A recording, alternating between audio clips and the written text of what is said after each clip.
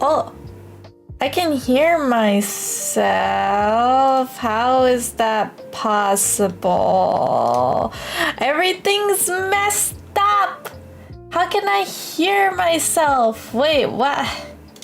Wait, what? What? Through my ears? I don't want to hear. Okay, can you guys hear now? I'm hoping everything's okay. Also, I almost just smeared all of my my makeup because I forgot I put on some today. I didn't even need it for work. I was supposed to do a presentation and with a client team, so it's not my team. But every time I do something that's like going to a lot of people I don't know, I just like to look good, you know? First impressions are pretty important to people. Even if you're not a 10 out of 10, putting in effort in your appearance goes a long way. And I was already ready. I had my outfit on, I had my makeup done, my hair done, and of course they cancel it 15 minutes before we're actually supposed to be going live to all of the enterprise. So it's like moved. It's fine. Later this week. It's not like I prepared or anything, but it is what it is. It is what it is. But welcome back to another lovely stream of mine. Hello, my loves. I feel like Plaguefest was actually a lot more. The overlay was a lot nicer, I'm not gonna lie. I like this because it matches Nez's design, but since I built it all from scratch, a lot of my audio mixers and stuff was actually much better. So I'm really thinking of just changing the whole overlay. But if I do that, guys, then I have to change it again for my debut. And I'm like, maybe I should just save everything, you know? Oh, Rosie, thank you. Oh my God, sub, thank you so much. Both of you guys at the same time? At the same time. Oh my God. Okay, I had a really bad thought. Maybe, okay, former Chumbuckles kind of affected me when I said two at the same time. Man, we might be Eiffel Towering here. Okay, listen, I've been watching. Oh, I can't really say watching. I mean, tasteful. I'm a hentai connoisseur. I may be wholesome, but that doesn't mean I can't peruse on the menu. It's actually I've been reading manga, you know, like the doujinshis, like some of those slow burn stories are really good, but I can't. I just don't mind me. Starve, thank you so much for the booples. Thank you guys so much for the resubscribe. It's called a hentai and it's art.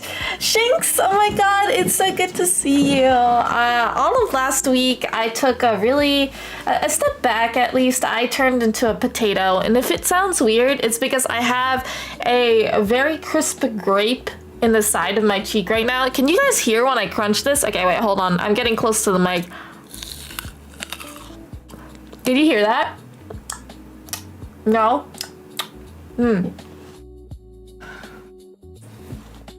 Yeah, oh my, what a way to come in. I'm sorry. Oh my God. Wait, really? Oh my God, I have so many grapes here. My mom, before I went to stream, she came in and she's like, hey honey, eat these. And I'm like, oh please, I already ate dinner, I don't think I can eat that much. And then she put a plate of grapes and I'm like, grapes? Oh, I'm so excited. I like grapes. Grapes are nice. Oh, maybe we should have put a poll. Do you guys like green grapes or do you like red grapes? I can eat both. But I think I like green ones better. Oh yeah. Wait, hold on. Also, a little spider on the wall told me that he would like his sword back. Oh, Chumba's playing Dinkum. That's awesome. Oh my God, I love that. I have Dinkum. Oh, maybe we should say hi to Chumbubs real quick in her chat because I've been really messaging. I popped by Hell's and Beat's stream earlier today.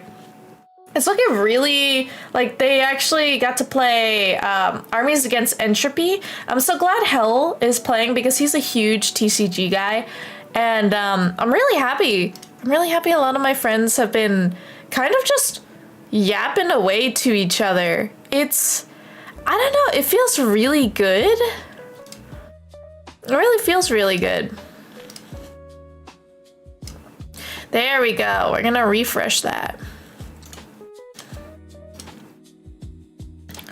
Well, let's see, because I haven't played Dinkum in a really long time. Let me double check real quick. Aww! Oh, that's awesome. I think she's just starting out. Here, let me say, hey Babs, I have Dinkum as well. Love the game.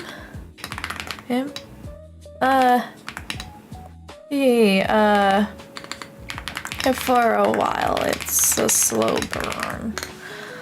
Let's see. Good stuff. Good stuff. Oh, I'm glad she's having a fun time. Hey, Scrubs. How you doing? How you doing? Hill did stop by Chumbas earlier, too. Oh, that's sweet. Oh, man. Honestly, I probably should have been better at making, like, the actual weekly schedules. I wanted to. I was up at like till 1, guys. I know you saw me messaging in the Discord. Today, I kind of wanted to either do a yap session or I really want to do art because I want to finish Nova's art or do a little bit more for my own game dev stuff. But then I cannot get it out of my head what I really want to do. I have a new game idea. And it's supposed to be small scale, which technically it can be, considering the game that I've been developing with my my teammates. This is like small peewee stuff, very small peewee things. That's why I'm like, I feel like this could be done, not like in a game jam, but I just want to know. I want to actually expand my sites, learn more as a developer. I can't wait, guys. I really want to show you. I really, really want to show you. But first, I really have a question for you guys. I like yapping. I like yapping a lot. And I actually sent a message to y'all to see what you guys like on streams. I know I do streaming as a hobby and it's not like my full-time job. I don't think it ever will be unless I hit like, a lot of people go full-time streaming when they hit like 30K income a year, which if you think about it, that's not really great in perspective of like US average earning or like livable wage. I really would advocate for like, if you're really great at budgeting, I guess you could survive at any budget. But things just keep getting a little bit more difficult in the world. And I still think content creation is a luxury. It's like an art form, right? And you have to really, really work hard. And often it doesn't come with the benefits that a company would. Yes, maybe you sell your soul to a corporate job, but they give you benefits. They give you a 401k. They give you like set hours. Sometimes it's not enough to do streaming, right? Like the editing that comes there if you're a solo editor, the script writing, the asset creation, project management that you do. There's teams to do this, right? And sometimes you need to even learn some legal stuff, right? Because you don't want to get if you don't make things from scratch, you need to make sure everything is, you know, commercial licensed or something like that. So it's actually, you sacrifice, like, for the degree of freedom that you want to express yourself, can often sacrifice things that people do not think about, right? Like maybe they think about it, oh, I'd like some dental, and then it gets put on their health benefits for if their company is big enough. And then they sign up for it, they do it, everything's good, that's not necessarily, there's more steps to it in every facet once you're like a solo developer, solo, I guess, content creator. And it's not for everyone, but also it's like a really hard barrier to entry to make it like those livable wage stuff, right? I think a lot of people talk about this on streams. It's not such a fun topic, but for any of you guys that are, you know, having streaming as a hobby, would you say you'd want to make it big? Like, sometimes even that degree, you don't get the privacy you want. You're held to a different standard now because once you're big, people expect like, oh, they should have higher quality things. It's kind of funny because like Charlie from Moist Critical Gaming, his stuff isn't like always super high quality, but he does have a lot of content that he makes, right? So I don't know, there's more expectation as you grow too. Let's see. Scrubs, I'm glad you're doing all right. It is Monday, so you guys are starting off the week strong. I hope everything's doing well. For me, I actually felt like I was more focused at work, and my mom yells at me all the time that I really need to get sleep. And I'm trying, I really am. Yesterday, I got to spend all of my day with my family.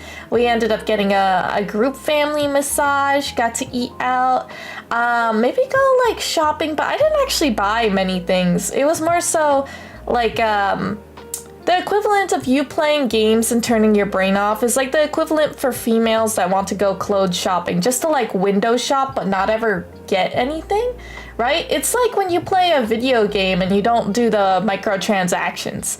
It's just fun to be in that presence. Let's see, full-time content creation is a double-edged sword most of the time. I would wholeheartedly agree with that because you take on a lot of responsibilities for one person, where a corporate company needs to trust the people to do their work, right? Their currency is the money, right? That's why we get employed. They get a certain salary or an hourly wage, and they have a set of responsibilities or expectations. And if they don't, then they get let go, and somebody else who really wants that type of job because it's like their dream job, or maybe they need the funds and they don't want to get fired, they want job security, they'll take it right up, right? But not one person needs to do all of it. At some point, full-time content creators has to do all of it. Not all of them have a team. I'm really, really lucky to have moderators like Storm, Key, Spoods, Jam. They all look after me because they're like, it's also like a friendship, which sometimes I feel like with moderation teams, like if I ended up getting bigger, I would want to pay you guys. I would want to pay you guys. But at this moment, I don't even like make that much in a month. Which is not me being like, oh, you guys should donate to me more. No. Not like any of that type of sap. It's like, I do this for a hobby. And I don't expect money, right? Honestly, I expect to do charity work, do fun things, and if you guys like it, then, you know, you spread it around. You just enjoy what I'm giving to you, you know? So that's why I'm like, oh, if I get like a little bit of monions for groceries, or a little bit of monions to get myself a nice Pokemon pack or something that we all can enjoy together. The funds I'm like slowly pooling so I could do fun things like music videos for you guys. Like, yes, it's something I like too, but it's something for you guys as well. I don't know. It's tough. I wish that I could be... Well, maybe you guys don't like that idea, but sometimes I wish I could be a corporate company, like with the power of a corporate company, but the freedom of a independent, just starting out content creator. That's what it's like. It feels like you get hardened. Never doing content creation full time. Been on YouTube long enough to see people get screwed over by it.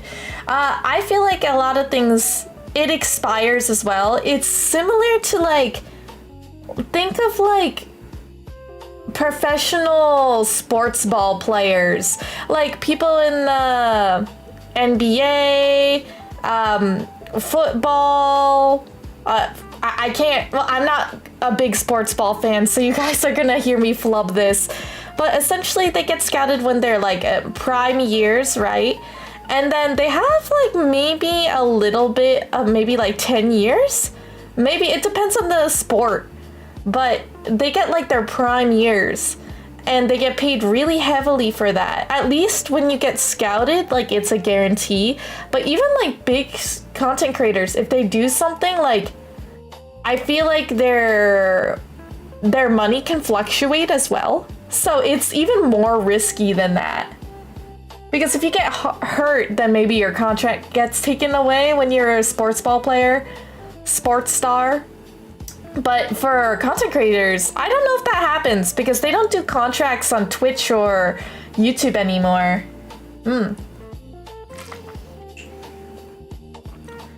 Yeah, there is a lot of horror stories about burnout. It's especially I'm notorious for that type of stuff. Sorry, I'm a little bit backed up on chat. Let me scroll it. Let me see. Oh, Kindle, it's good to see you. Well, you're not worried about it one way or another if you guys organically grow. That's true. That's true. I'd love to get to a point where it funds itself. Yes, yes. For me, I wouldn't say I'm actually at that point. I think when I was super into it and I had more free time when I was in college, I think it was more self-funding in my opinion. Do you guys like transparency? Do you guys want me to tell you like how much I used to make in college? Because like I used to like do Excel sheets. So I can only give you like a ballpark. And honestly, I wasn't even doing it the right way. I didn't make like commissions or assets. I didn't actively do sponsorships all the time. I'd have to get into doing something like streaming the kind of stuff I work in order for me to not work as an engineer. As it being a hobby, sure, it sounds nice, but I'm a hard stuck in real life work. Trying to find an inspiration to pick it up again. Oh, on Kindle. Do you mean like to do your solo streams and stuff? Is your job kind of sucking away the fun from it? Maybe like you have wonderful friends that you probably love to play time to time. I don't think you should pressure yourself. But if you end up like finding a hobby that you like, I think being authentically yourself is what you should be doing. And I've been watching a lot of videos. I want to post this in my Discord because I think it might help people, like fellow streamers that want to grow more. But it depends on the drive you have as well. I can't confirm that I do it all for my employer and for my corp. Oh hell, thank you so much for the resubscribe. I'm sorry I missed that. That was 4 minutes ago. Oh my god. Sorry, I'm having a yap session right now. Big yaps. Hey hell, how was your game? Did you win? I wasn't able to be there because I got pulled into another meeting earlier. Did you and Beats win? Nez with the Pokemon, can my fans stop being poor, please? Ew. Well, okay, hold on. Wait, that might be clipped. Please don't. So can my fans stop being poor? Yes. I want you guys to stop being poor because I want to cast a spell over you guys with my cheesiness, love, and affection and all the power that I can muster for mischief luck for you guys to have stable jobs, good livable income, so you can have your own hobbies, have your fun, your creativity explode, and do what you want to do so you guys aren't struggling to put food on the table, aren't struggling to pay your bills, all of that stuff. So yes, I don't want you to be poor, but that does not mean you have to give your money to me. You hear what I mean? Please stop being poor. Honestly, if all of us can stop being poor, it would be fantastic. If some type of higher being is listening to us right now. Oh dear God, please. I don't know, smack me and give me a concussion with a brick of $100 bills banded, please. Maybe an extra, like, I don't know, enough to make me fund my company.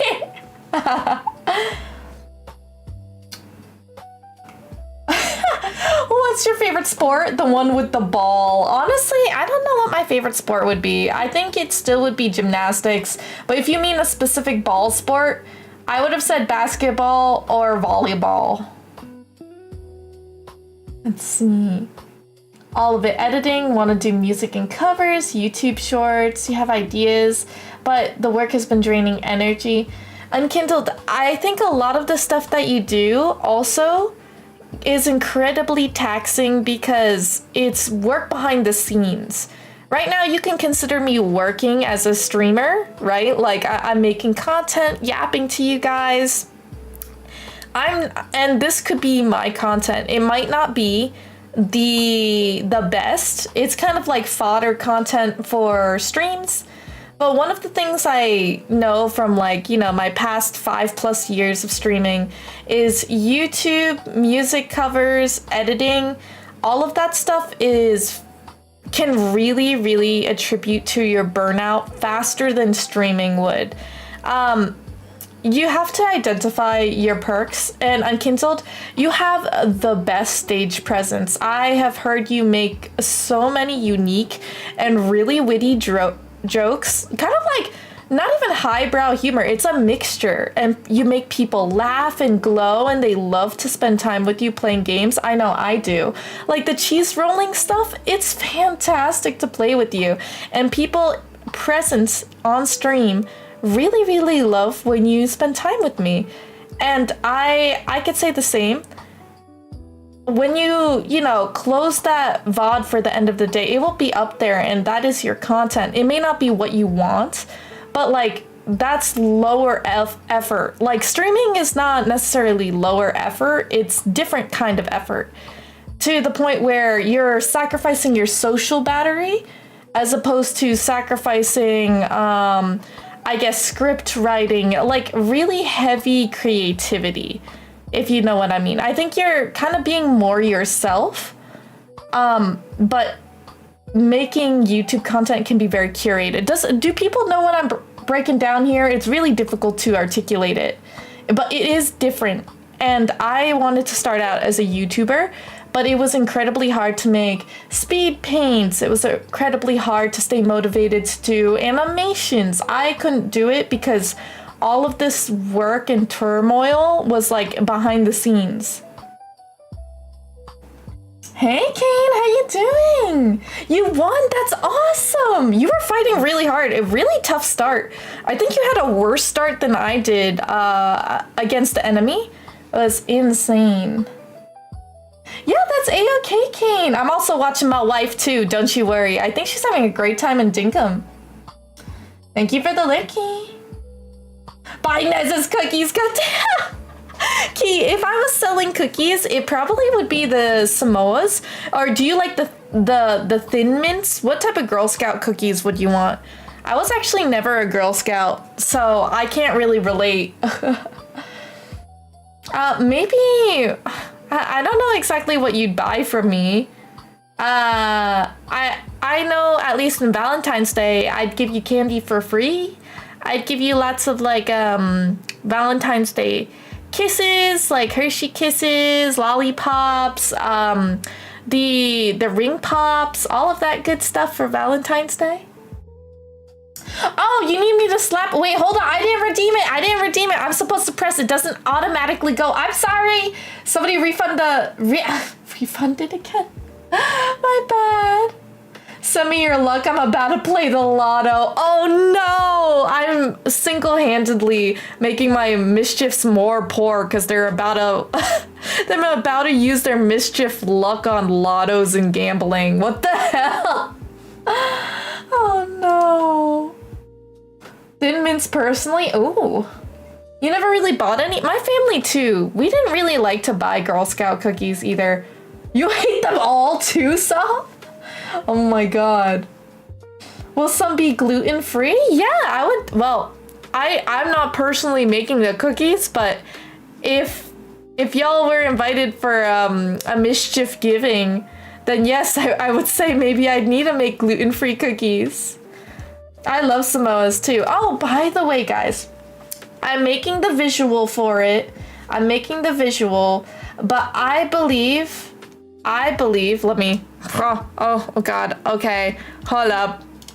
Because I even forgot. I even forgot when Mischief Giving is gonna be, guys. Ahaha. So, Mischief Giving. Let me see. I believe Mischief Giving is gonna be the 22nd into the 23rd. Like, you know, it might be the night of the 22nd. That's Saturday, so we can, you know, stay however long that we want to. But I'm gonna be sending out the flyers. I'll be sending them out this week. So, guys, think about it. It will be in the evening. In the evening, it will be like maybe past 8 because everybody got to eat their grub, and then we can spend time playing games, having good time in VR chat.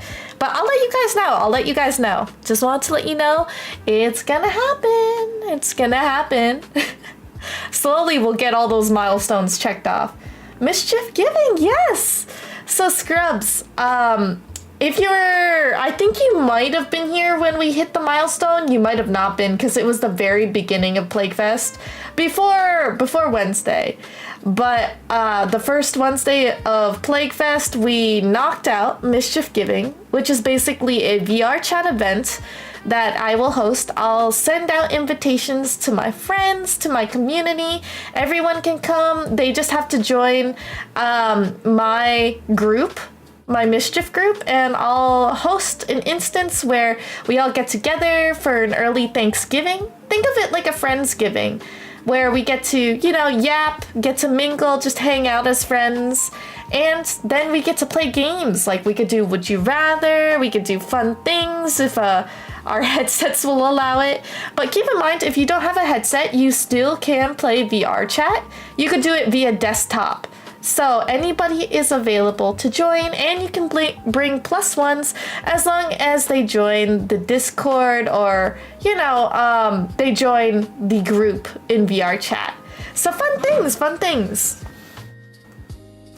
Yeah, it's gonna be so fun. But enough yapping, guys. I have a hot topic for you all. I have a big hot topic, and it's mainly because I wanted to make a Twitch chat interactive game. And it's very simple. You guys will be, I don't want to call it musologists. It's, I called it Archaeolomus. Because you're an archaeology mus. You get to excavate in mine. Basically, it would kind of be like rows and columns. Think of like an Excel sheet, but like they're all squares, and you get to choose these rows and columns to mine. And RNG, hopefully the luck is on your side, but you get to unearth cool minerals, cool fossils, trash, trinkets, whatever you call it, munions, anything you can really think of. Maybe even, I don't know, vegetables. And I really wanted to do that because I think it would be a fun thing if I'm going to the bathroom, or if I was to keep it on stream, like it would be lining the bottom of the screen.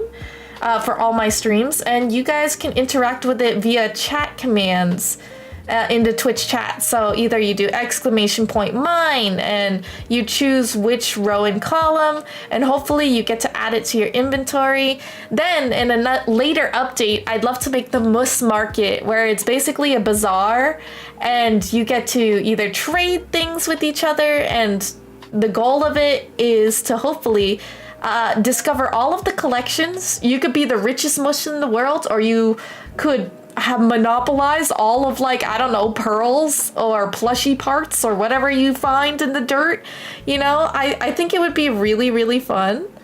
And I want to make it, but I have no idea where to start. So I just want to ask you guys, before you get mad, because this is very polarizing, because it has involvement with AI. And, you know, video games have been developed with AI, like, for CPUs previously, but I'm talking about a topic that I really want to pick your guys' brains on. As an indie game developer, as an artist, as a corporate AI engineer as well, myself, I'm kind of a trifecta where two parts of me is like AI is pretty bad, and then the one part, because I have to do it for my job, that I could have seen the benefits of AI in work. So I have a question, and I want you guys to really appeal to both sides. You guys are entitled to all of your own opinions, but please, I think you guys are really, really kind, really smart, that you are able to sit and listen to each other's opinions and sides. So no getting mad and no attacking each other, okay? Because I want to open up the floor, because I want to yap. You guys have no idea how passionate I am, because when I talk to people in my life, sometimes I feel like, especially as a female in this space, people look down at me having a quote-unquote unconventional questions, or rather maybe dumb questions. You could call them dumb questions. Sometimes I'll ask, like, why is broccoli the way it's shaped? Why is it a cloud? Did it come from the clouds? Like, these are really ditzy questions. That does not mean I'm dumb. It's just my natural curiosity. Maybe it's because I'm an artist and I want to know why things are shaped a certain way, or I'm just a curious cat.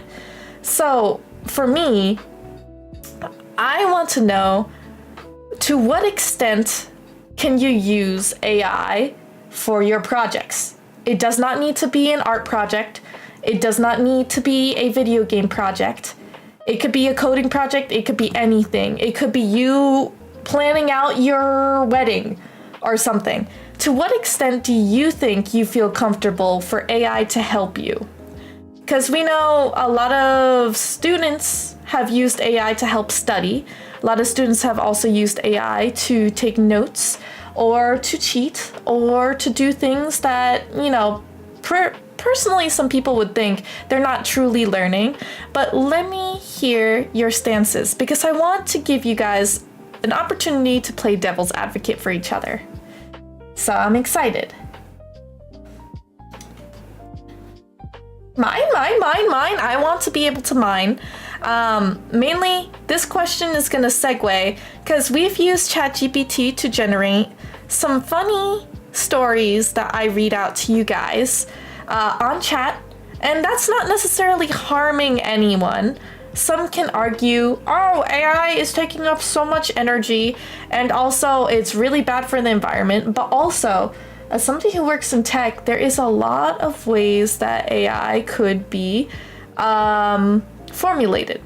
Like, I forget the correct term, but they can use water filtration cycling. So it can use recycled water and keep filtering it back in, so it's actually not wasting all the water, all clean water. There is also different ways to power it, but it's different. There's a lot of different research and things that could be a crazy thing to talk about, but I just want to know, how comfortable are you to use AI? Hey GGG, how are you doing? We're doing a polarizing topic. I'm having people just state their opinions. Please be respectful of everybody's stances.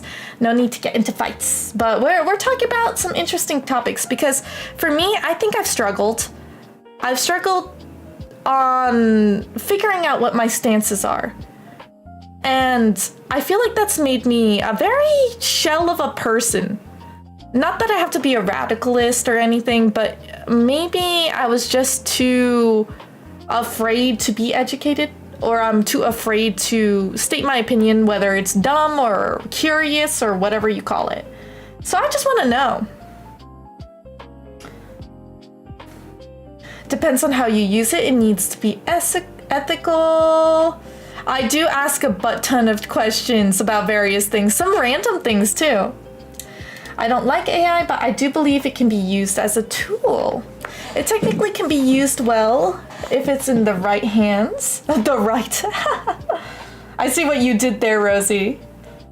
I think using it as a baseline or a starting point, but it should be gone from the final product as much as possible.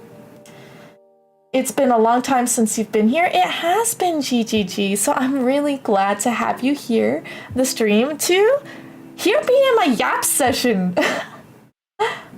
The problem is current energy priorities, at least here in the US, don't care for water recycling or nuclear power. This is true. However, I do have to say data centers have been a huge thing, like supercomputers and things like that.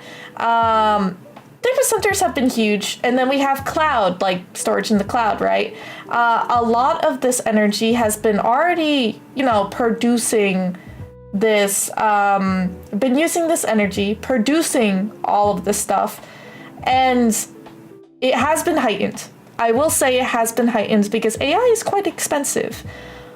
However, I do think it is currently using existing resources. Does not mean that I feel like the way I'm gonna say this sounds bad. I don't want to say yes, it is burning more fuel, making more CO2, but if you think about it, all advancements of technology has to start somewhere, and unfortunately we're in the age where I feel like things spread really fast. If you look back at the past 2 decades, like 2000s, we had phones, but like I remember in middle school borrowing my sister's phone, and it was a flip phone. We didn't have smartphones when I was in middle school, which is probably like just a decade ago. Well, a decade and 5 years, so half a decade and so a decade and a half. There you go. That's what I meant. So if you think about it, it keeps rapidly progressing. And I think that people who designed AI, it's like this. I don't know how many of you guys are programmers, but how many of you have wanted to start a project and you didn't know how to do it? Let's say you wanted to make a clay pot and you didn't know how to do it, so you just tried. You found a tutorial to do it and you made something, but it's not the best pot. Your technique is bad. It's shaky, but it stands up, it holds water, you made a pot, and it looks good. But after you did it, you learned how it worked, and now you can make another better pot. And now you watched another tutorial and you found a new technique. When they built AI, I think it was, I think the older models probably significantly used so much CO2. And then they iterated. It got more powerful, more accurate, but also I believe that it gave them time to start making it more efficient. But because technology evolves so fast and it gets into the hands of people, like, I don't think they anticipated this many people to get on board and use it. Like, they can anticipate, like, oh yeah, maybe like a million people would use it. And then all of a sudden the whole world is using it. Like, there's like, was there only 8 billion people in the world? I can't remember, but that's a lot. So that would be 8 times what they anticipated. That's tough.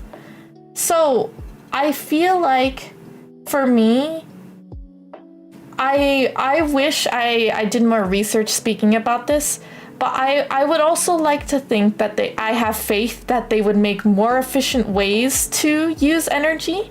But at the moment, we can be mad about it. We need to make active steps for it. But it's tough. I feel like there hasn't been enough time to correctly identify it, because we still don't have eco-friendly planes, like the oil, or like we're trying to do electric cars, right? We're trying to do electric cars and not do fossil fuels because they're worse than other fuel alternatives. Like, we're trying. We have to keep doing steps.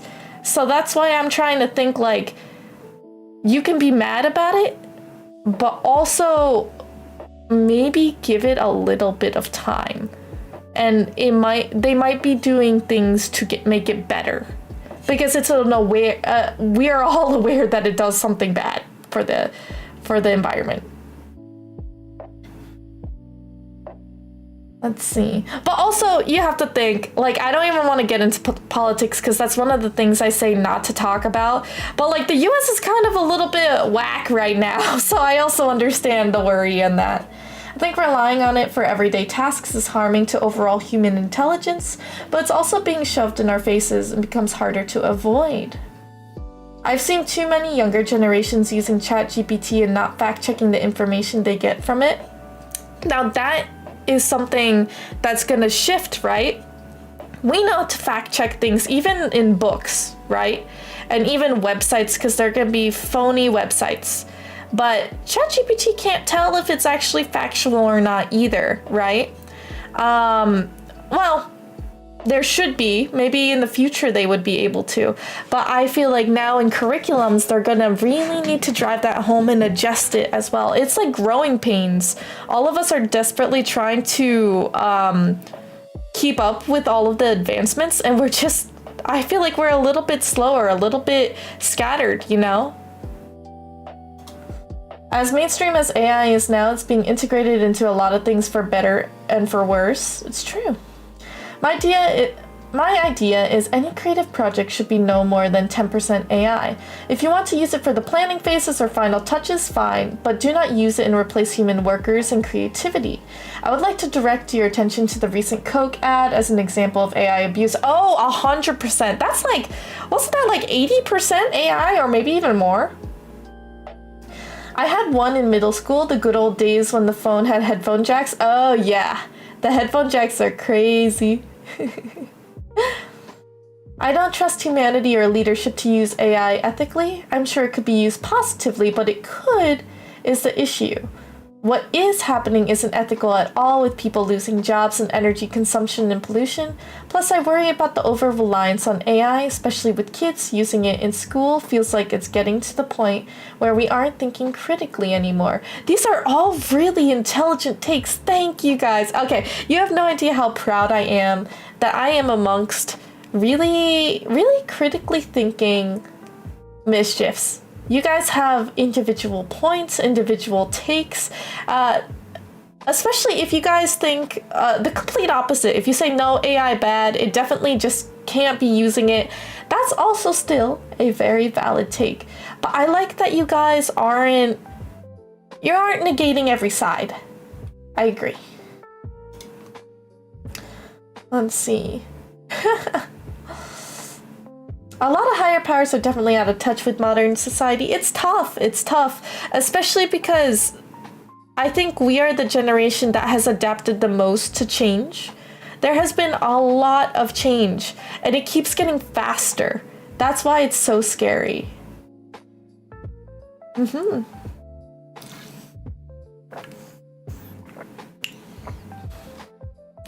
It was crazy because at my job, we actually have a branch, a legal branch, that was trying to make the very first AI rulebook, the guidelines, the best practices of using it in tech. And that was like wild to me to think like, oh, is my company actually like legal to do that? Or are we important enough to do this? And apparently it just like all of us need to put our heads together to see what is the ethical use of AI. And I want to pick your brains on this, guys. I want to pick your brains on this. For an indie dev, think of an indie game developer starting out, wants to make their video game dream come true. And they are an artist. but they have a really difficult time trying to program things. Therefore, they use AI as a tool to help them get the basic functions of a video game. They start making the game, they start iterating with it with AI as their partner, as a coding assistant, and they are as an artist. Now, many people could argue game mechanics make 80% of the game and the 20% is just the wrapper, the art, right? But let's say this game, the solo dev wants to put it up on Steam. They want to put it on Steam and they want to sell it for $5. Is this okay, or would you boycott this game? Because many people would say, oh my god, why didn't they just hire a human engineer to do all of the development for the game, right? Let's say this artist didn't come from like a good household. Let's say they didn't have enough money, the funds, to appropriately pay someone to do this. And typically, when you go develop a game with someone, typically you take their ideas to heart, and now it's no longer your game, it is their game, right? Maybe it's 50-50 their ideas, they pick and choose and contribute and settle on an agreement for a game. What if it is their idea that they wanted to mold to come to life? Is that a bad use of AI? I feel like I'm giving you an SAT question right now. Oh my gosh. By the way, the people at Aardman, the guy that made Wallace and Gromit, recently came out with their own Christmas ad. No AI, just pure claymation. They even commented on the YouTube videos saying that they're anti-AI. The only thing we care about is the IA. That's so silly. But I'm really happy to see artists taking a stance for what they believe in. I like AI for doing front-end work for me since I have no idea how to, but it does seem to work well for that. But the stuff I actually do, I could not prompt into something useful and would have to save a bunch of time just writing it myself from scratch. I don't want to speak in absolutes, but I don't want to say it's good or bad in any direction. I just wish we would slow down and think more about how to utilize innovations, because innovations aren't going to stop, and I believe AI is here to stay, so let's be ethical with our use in whatever technology we utilize. I really love the way that you phrased that, Sab, because I think ethical use is something I don't want to say is not achievable in the internet, but since the internet, it's for free. Anything you want to search up, everything that's not behind a paywall, YouTube tutorials, newspaper snippets, videos or images that you would like to use for inspiration, all of this is at your fingertips. And sometimes the singular word, or as soon as an app is like posted onto a website, it could be shared thousands of times, and somebody with bad intentions can get the item, get the app, and start using it for malicious intent because they are curious about it. It's tough. I feel like we couldn't slow down because of how open this is. If maybe they held on to it and really thought about this and sought out resources, these are all what ifs, but I think that we have to think of the here and now, and what you guys can do right now is to educate yourselves on AI and figure out how it might be applicable to you in your life. Because I also agree, I don't think it's going to go away. It's here now, and now that it's out there, people have been experimenting with it for a couple years now. I feel like they'll just need to know the ins and outs better, scale with it, and hopefully get ahead of the curve to establish these rules. The important question, does it have a disclaimer that it uses AI, or is it rumored to use AI? I believe if they say it is stated wholeheartedly that it is with the use of AI, but Another devil's advocate question. What if this is their very first game and they are not like, they don't have any developer friends. Maybe they come from an impoverished country and maybe they're doing this on their, I don't know, like a public library computer, or maybe there's a computer lab on their campus or something like that, free to use, right? And they've just been working on this. And maybe they don't have as many outlets to figure out like, oh, this whole AI movement is actually really bad and I need to find this disclaimer, or maybe I need to get certified that I've used this. What if they didn't know to put the disclaimer, but they did have it in?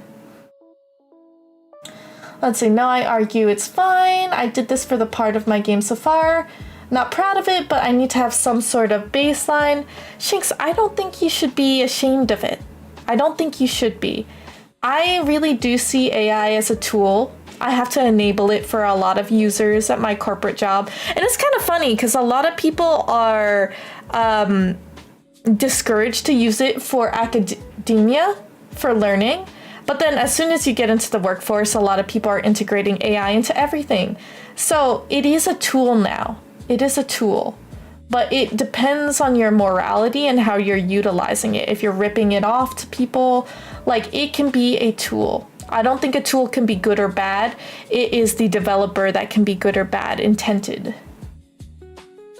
Yeah, I would agree. You should at least learn to code. I think if any part of the final product uses AI, the most important part is being transparent about it. Hiding it always makes the public reaction bad. That is true. I agree with that.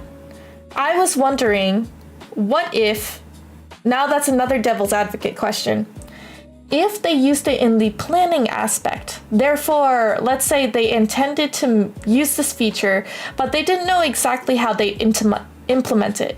They made it in pseudocode, aka maybe native language, just how, like, if Mario jumps on a Goomba, Goomba dies. Like, they have the rules in place for what they want to do for the programming, but they program it itself. But the logic is there. That means the concepting was done by the AI.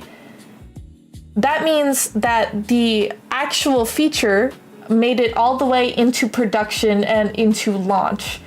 Does that mean they still have to say they used AI? Even though the product, quote unquote, the programming does not have any trace of AI, the art does not have any trace, but the actual concepting phase was done with AI. Do they have to put a disclaimer?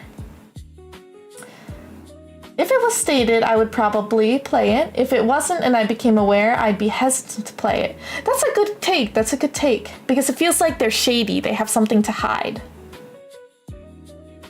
I wish they stopped integrating it to everything. Hey, sometimes they're just curious. I feel like when people are like curious, curiosity can kill the cat, and maybe AI isn't actually needed for some of the tools.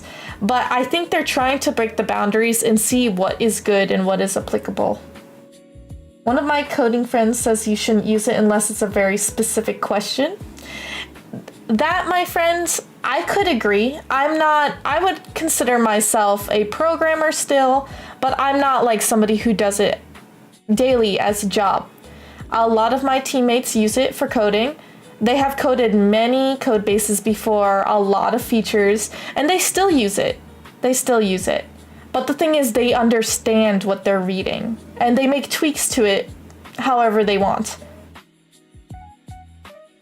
Also, if you have an error in a game, let's say you're coding something and you just can't figure out what's wrong with it. You copy the error and you copy the code and you paste it into the AI chat and it spits out a solution for you to work on. Is that something to be ashamed of? Because coding can be like that too. You could follow their whole template and you copy and paste it in and it works.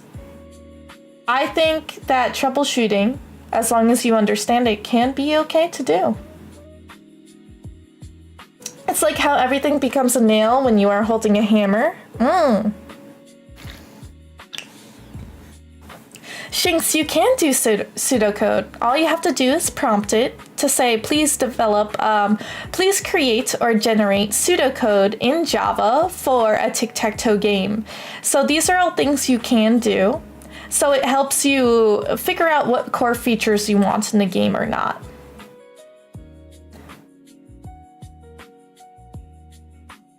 AI comes with pseudocode? Yeah, AI can produce pseudocode.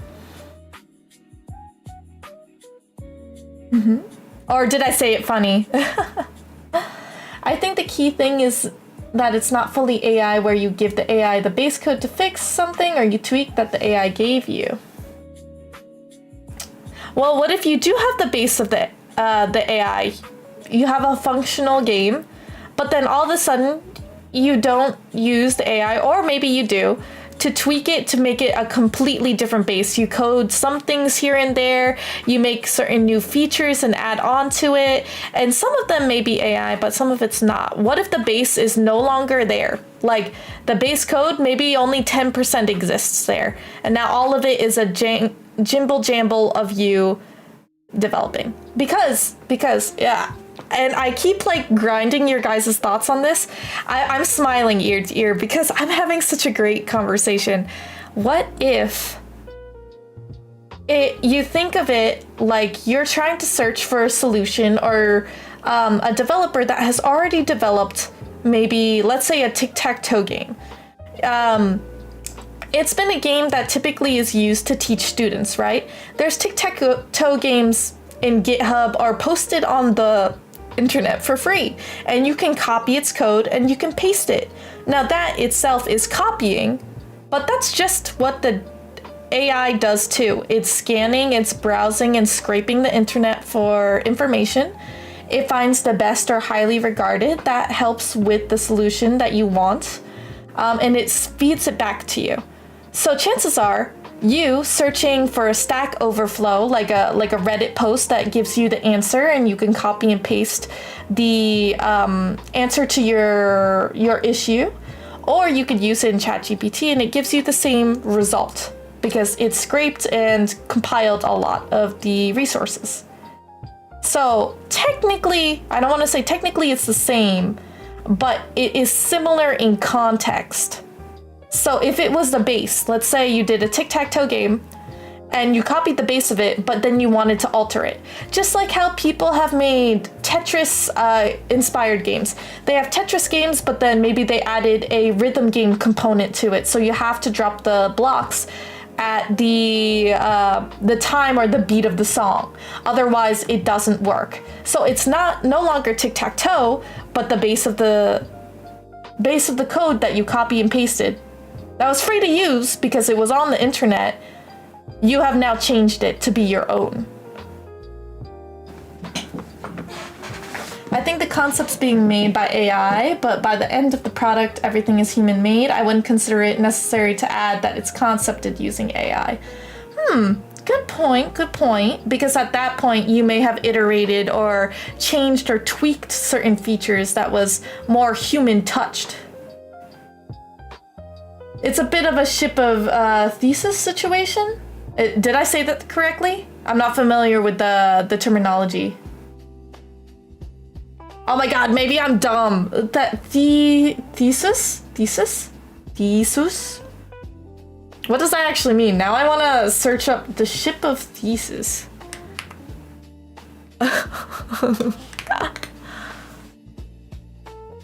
A philosophical thought experiment about identity that questions whether the object that has all of its component parts replaced remains the same object. Oh, that's a fantastic way to explain it. Fantastic. Thesis. Oh. I think that would be the worst, I accept. They have an understanding of how to do it, but the AI streamlined it. Okay. So, Storm, this one's more a little directed to you, but you guys can also pitch in your opinions. If the person had the pseudocode and started programming it, but it did not work, so they instead generated and then tweaked each and every feature to make a working baseline of a game. Is that worse or is that better? Let me go pee real quick because I drank a lot of my Chick-fil-A Shake Shack, the seasonal one, by the way. I would recommend you guys, if you like peppermint, to try it. Not sponsored, but it's pretty good. Let me go pee. I will be right back.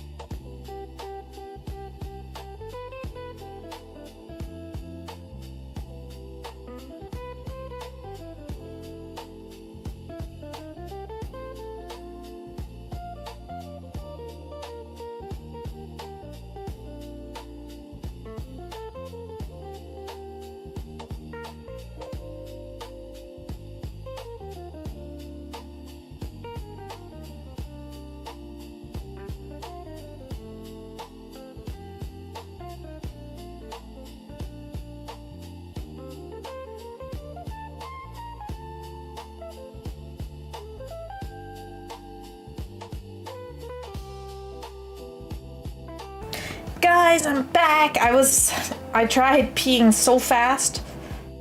Washed my hands just so I can get here and be a part of the conversation again because I love it. I love it.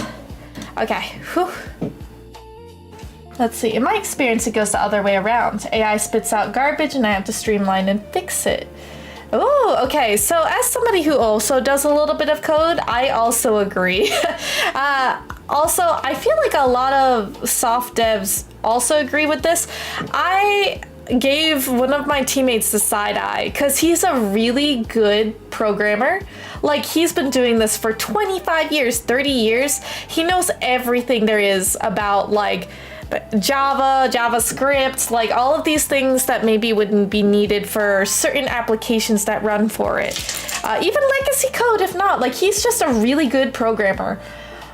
He's kind of like the mad scientist of my team, but I gave him a side eye because he's like, oh, just put it in ChatGPT, take what it spits out, and then try it out. And typically it works. And it's actually gotten to the point where it's generating pretty decent results for what we need. However, like, he hasn't even tweaked it at all. He understands everything fully, but he's just lazy. He doesn't want to write it.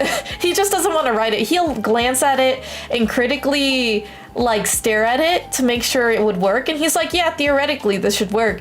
And bam, he puts it in and it works. Like, he already has the knowledge that, yes, he's done this, so he knows it will work.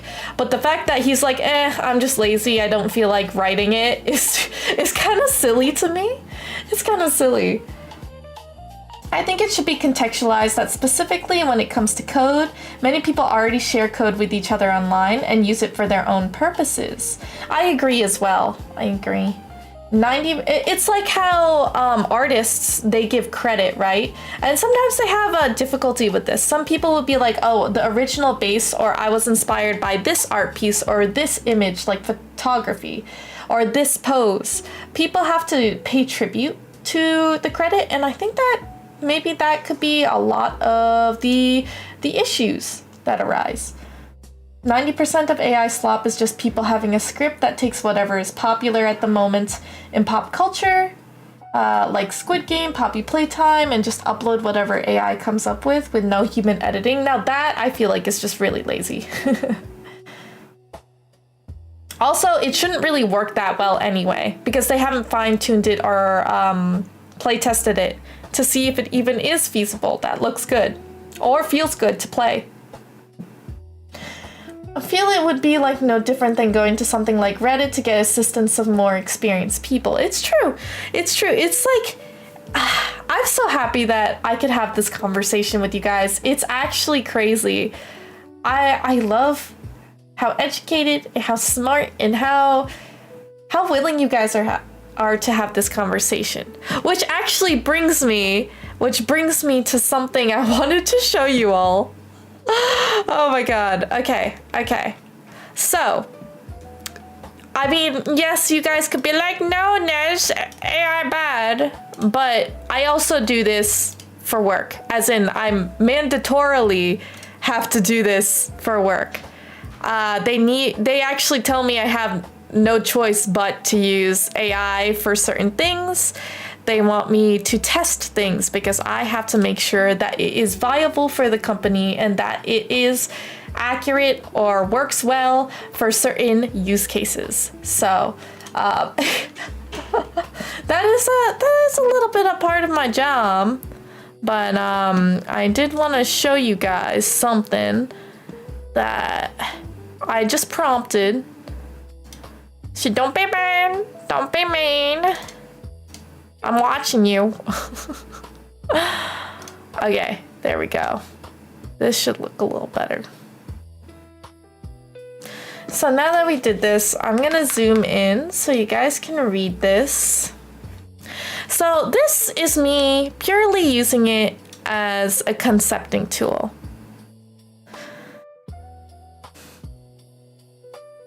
That's true. They're appealing to kids that don't know any better, and it's sad. It's sad. And then that's what I would say about bad actors. It's not necessarily the tool. It's the actors that need to be regulated with this. Let's eat one crispy grape real quick before I dive in. So, for me, as a game developer, I already have a decent idea of how I want to make this video game.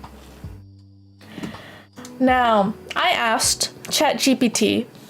Oh, you guys can't really see as much because of my bulbous head. Hold on.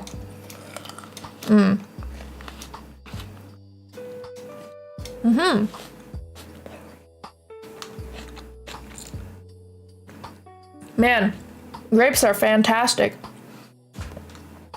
Okay, guys, I need all of your developer caps on because this is the game that you might be playing on stream. And to be honest, I was not thinking about doing this for profit at all. However, I can see the appeal of making this containerized or a blank sheet, like people can drop in their own mascots, their own ideas for this or this type of game for other streamers to use. But this was purely for my own content that I wanted to put and be unique for my own stream. Oh! Hey, Chumbubs, how you doing? Hey! Oh my god, Scuff Squad, hey! How's my wifey doing? Did you have a really good time with Dinkum? Dysonos, thank you so much for the follow. Welcome to the Mischief community. Hello, Scuff Squad. How is everyone? It's good to see you guys. I hope you had a really fun time with Chumbubs. Hey, Micro Pierce. How you doing? Did she do good? Did she get eaten by an alligator? Nah, not my wife. She would probably beat it up. Beat it up, skewer it, and then roast it to eat for dinner. But Chumbubs, I hope you're having a wonderful night. Oh, nobody got eaten? That's good. That's good at least. I've played Dinkum previously, like a year or two ago or something like that. But Bonbon Yum Yums, thank you so much for the follow. Welcome to the Mischief community. Now, I'm Ness. I'm Chumba's long-term bestie. We've been friends for almost, I want to say over, I can't say over half a decade. It's probably a little bit less than that.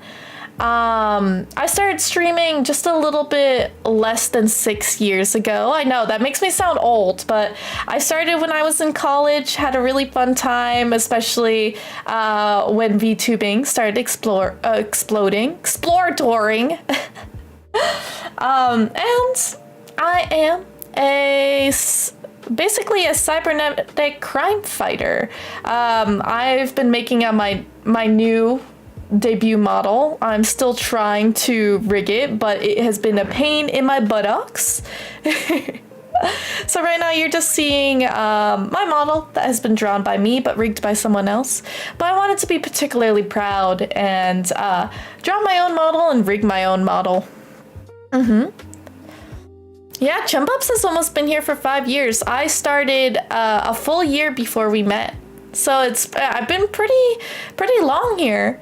Oh, Justice, thank you so much for the resubscribe. I appreciate it.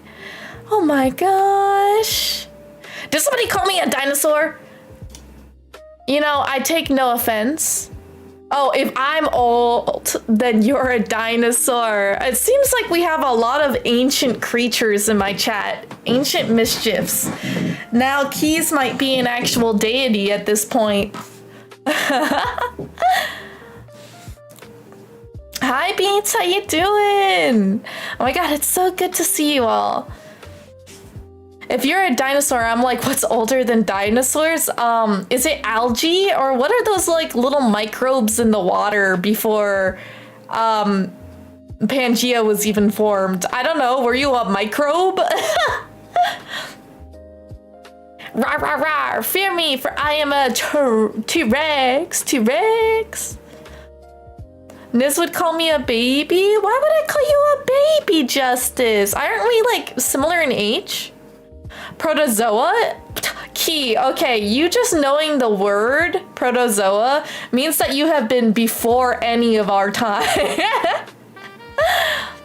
The deep magic. Hey, Ariel. Or Aries. Aries, Azriel. Hopefully I'm pronouncing your username correctly. I'm sorry. I'm flubbing. I got the streamer sent where basically I cannot make a coherent sentence anymore. I've been affected, to be honest. Okay, you all heard Nez just called me a microbe.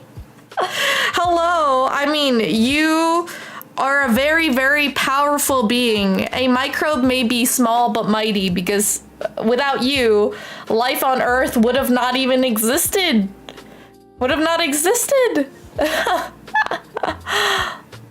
Tardigrade, I think? Key, you're really dating yourself here. Oh my god. Technically fossil fuel is what we have made from dinosaurs. So even farther from that. I should be a microbe because your name sounds closer. Okay, Micropiers is a microbe. Kane, you sound like a dinosaur, so you could be. But if you'd like to switch to be a tardigrade, you can totally do that. Although that kind of sounds like if I called you a tardy, or a degrade, it kind of sounds like I'm like giving you a slur, which is not great. Oh no. Your model's art style reminds me of the game Don't Starve. A lot of people say that. A lot of people say that. I actually really love Don't Starve. I love playing it with mods. Degrade? Is that what you like, Kane? It's okay. You could be honest, no judgment here. If you like to be degraded or you like to be the degrader, that's totally fine. We all love you wholly. We love you, Kane. Rock, paper, scissors to see who's a microbe. Yes! Oh my god, everybody throw either a rock, paper, or scissor emoji. I'll tell you guys who's a microbe and who's not.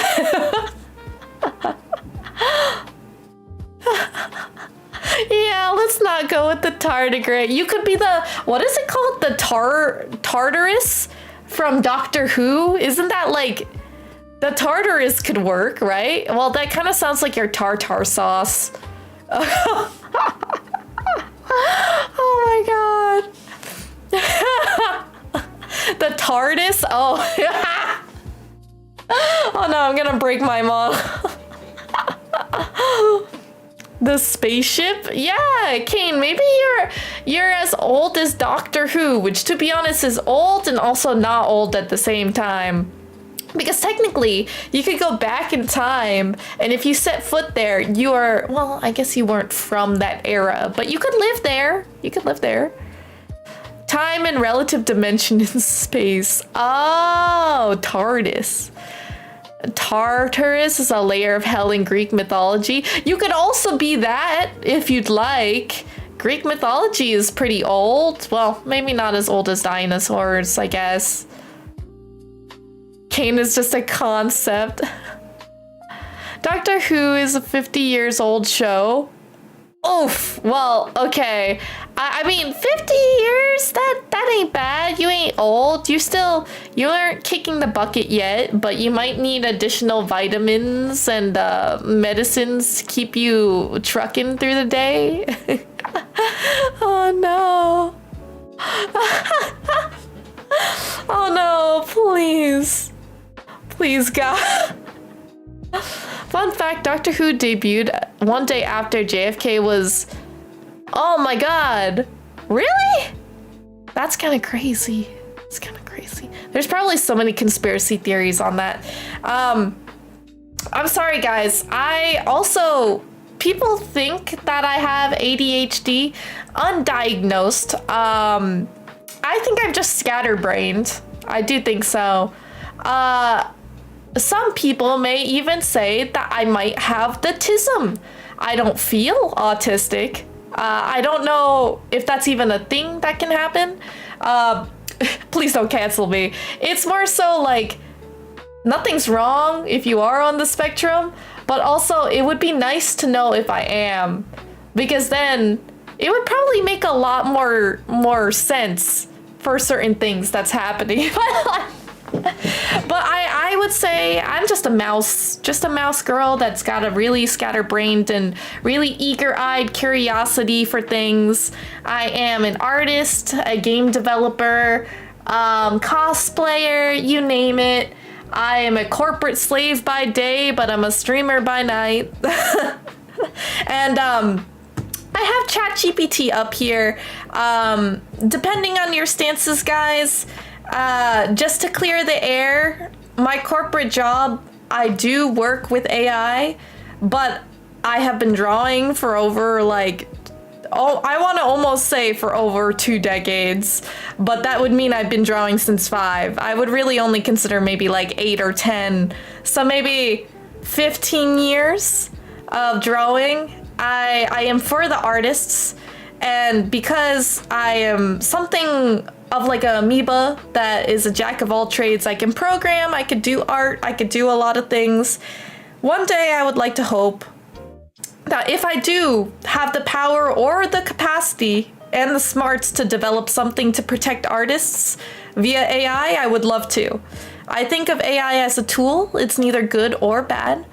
It is something that needs to be regulated by society, as in a lot of bad actors have been using this tool for really bad things, you know? But there are some people that might just crack things that could be innovative, that could really help others as well. So I'm just saying, it's a tool. It does not feel. I mean, maybe in the future it would, but I'd say that with ChatGPT, it needs a lot of responsibility. And we had a really polarizing topic. This is the first time I've ever actually done this for a just chatting skit or bit, but know that you're safe to share your thoughts and beliefs. Nobody is going to cuss you out. I just really am glad that a lot of my mischiefs are willing to listen to each other's opinions and also contribute their own. Let's see, Nez, I would love to get with you regarding in real life jobs. Oh, really? What do you what type of jobs? If only I had the time. Your girl always is burnt out. The Nezism, it probably could be. Everyone in my family knew I was autistic and they just didn't tell me. Is that true? You think my family's protecting me? Yeah. Sorry, Shinx. Just a casual shout out to Shinx because I know him personally. We went to school together, good friend of mine. But can I just read this? As someone who is autistic, I don't think you're on the spectrum. That made me laugh, and because I felt like all my life, like, it's not that I would be offended if I was autistic. It's more so like all my life, and I didn't know this, like nobody even bothered to ask me if I was or to get tested. Cause like maybe I had a really hard time like with social cues or something. That's something very common. Or maybe, I don't know. I can't really tell because I didn't even know until all of you guys said so. Rosie, Justice, Shinx. Like, if you guys didn't tell me you were on the spectrum, I would have not noticed. And I probably, to be honest, I still don't care. I don't want to say I probably wouldn't have cared, but like shit, man, maybe, maybe it would have helped out with some things. Fun fact about spectrums, everyone is on them. It just depends on how, I guess, how moderate you are.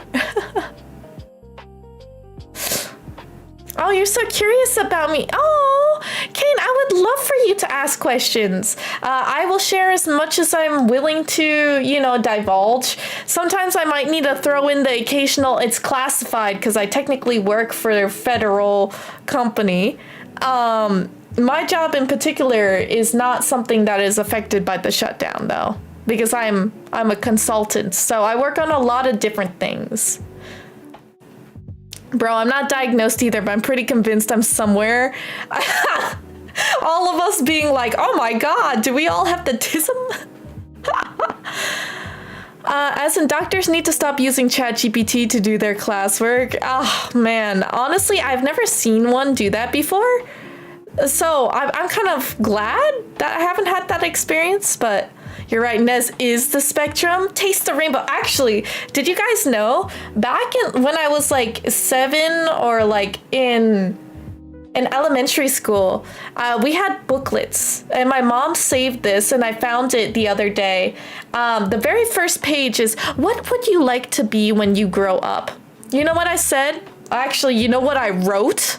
I had, in fact, did say this to my teacher, and I remember it like a core memory. What do you want to do when you grow up? Exact words. Be a rainbow. I am the spectrum, guys. I would be every color in the rainbow. I'd be RGB incarnate. Like, I wanted to be fractal specks of light that basically gets diffused and filtered through rainwater particles, or just, H2O particles in the air to become a rainbow. I didn't even want a job. I just wanted to be Roy G. Biv. I'm not even lying about that. I really am not lying about that.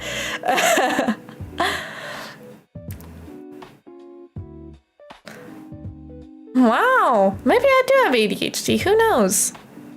Storm, you're on the spec. Oh, okay, maybe I really don't know any of my mischiefs. We gotta get together in the mischief giving to really talk about ourselves.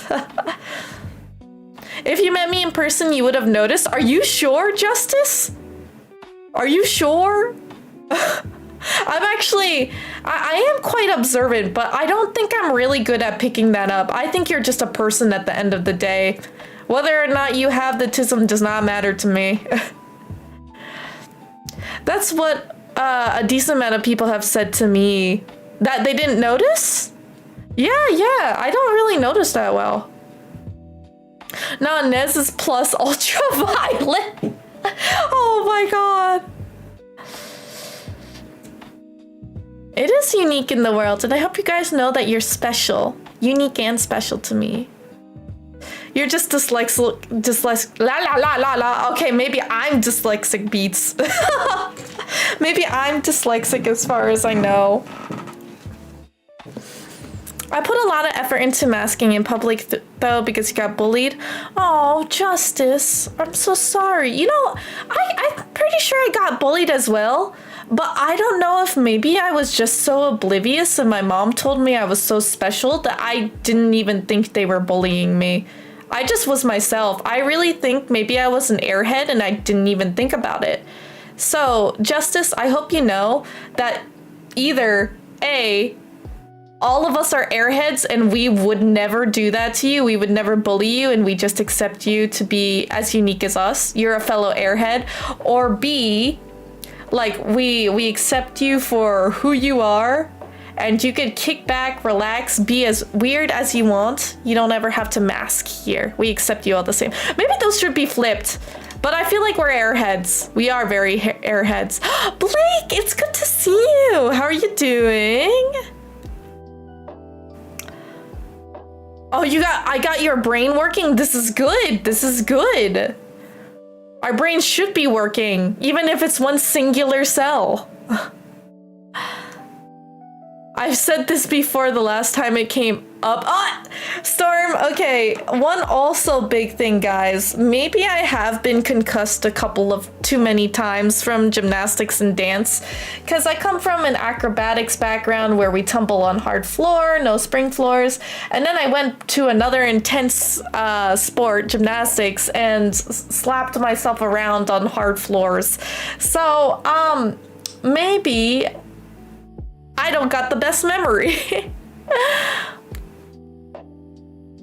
You're probably ADHD, but I doubt you're autistic. What makes people autistic? Well, that sounds terrible. I mean, like, what classifies them? Because I don't really understand. I can't make eye contact. Loud noises get to me. I'm pretty cold and distant until I actually spend time with the person. I'm too bubbly. Loud noises I just scream at because I think I should be loud, and I can make eye contact, but sometimes I just like to space out. Oh man, my fingers get more dyslexic every day. Oh no. It's called Audi HD. Why does that sound like a TV brand? It does sound like it. Maybe you guys are like the best TV brand in the world. I don't know, but it definitely sounds like one.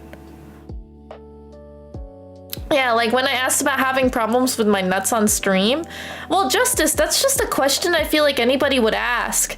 Like anybody would know tack, and that's not a bad thing. I just mean like I ask some really weird questions and my parents don't ever question it. They just answer it. So I really don't think like you asking out of the blue questions is a problem. That's just you being you. And like I'm willing to answer it. I don't know if that's also just the tism in me talking, but oh. Did I ever explain what was actually going on? Didn't you have a testicular torsion? I feel like I was told that was really painful by my doctor friend, Dr. Mimu.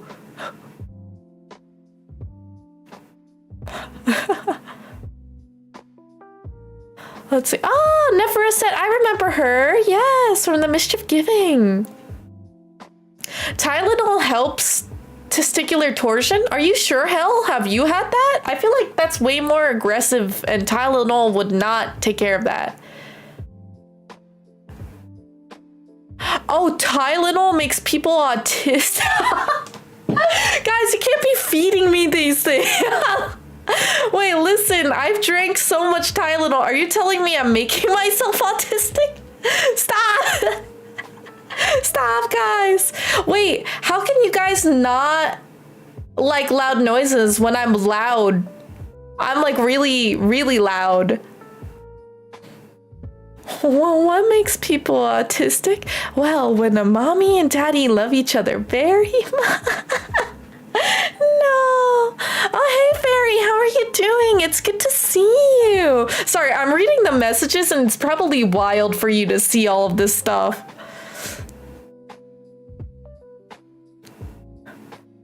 Weaponized autism? Is it Is it me? You're saying I weaponize autism, or are they weaponizing it to me?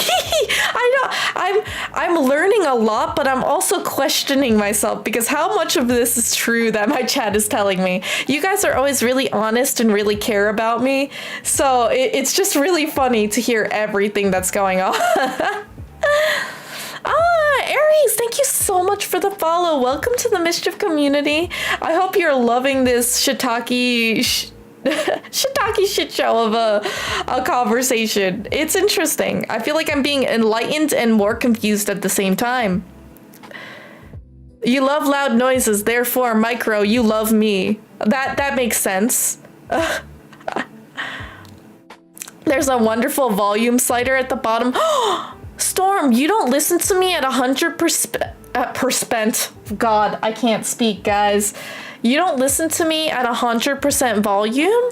Storm, what type of moderator are you? Musketeers are here through and through 200% volume, maximum headphones drilled into your head, or nada?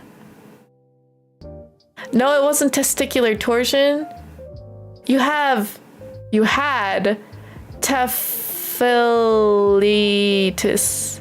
Bacteria eating a hole in my lower intestine. Ah! Oh my god, Justice! Are you okay? Like, can it heal? I'm assuming it could heal. I'm so sorry. Fairy has a baby? How old, Fairy? Congratulations. Can we guys, can we get claps in chat and lots of love to Fairy? Mischief luck for all of the years to come, to have the most loving memories, the bestest time with your baby. Oh, that's amazing. I do your phone. Micro, thank you. I'm blushing. Oh my god. There was some kind of research linking Tylenol and autism. Don't know how true it is, but it became a meme. That's actually insane. My mom would probably yeet the Tylenol out of the medicine cabinet because I took it way too much, I think, because I had chronic headaches.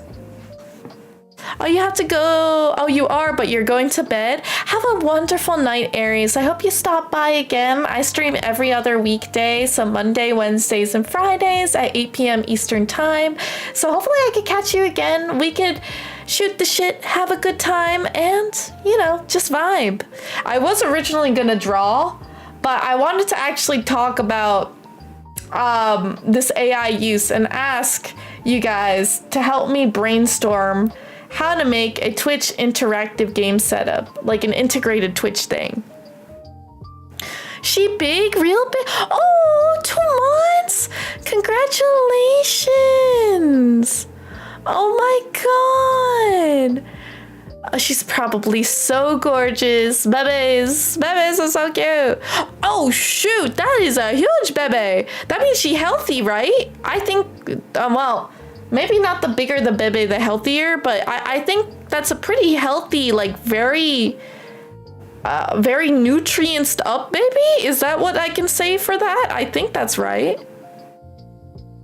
Holy, okay, Fairy, I worry about your hippies, your bone structure, your uterus.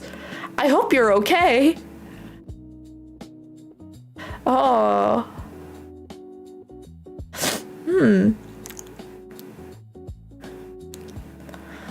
Oh, okay. A lot of people are saying the Tylenol thing is a no-go. It is a fib. It is fake. There is no real links and scientific evidence for it. That's crazy. The more we learn, the more we learn. Let's see. Oh, what? Linking autism to circumcision? That's crazy. I mean, given, I guess researchers or scientists are supposed to make outlandish hypotheses because then they can 100% for a fact negate it. It's a yes or no. Scientific like hypotheses are supposed to exist so you can make black and white claims, which make it easier. So it's like, it sounds outlandish, but I guess that they need to do it. I mean, they probably could have linked it to something way more believable. She's hella healthy. Oh, oh my God. Fairy, does that mean you're still in the hospital to heal? Well, you said 2 months ago, so maybe you're still healing. Hopefully your pelvic bone gets, what is it? Gets healed right away, spick and span.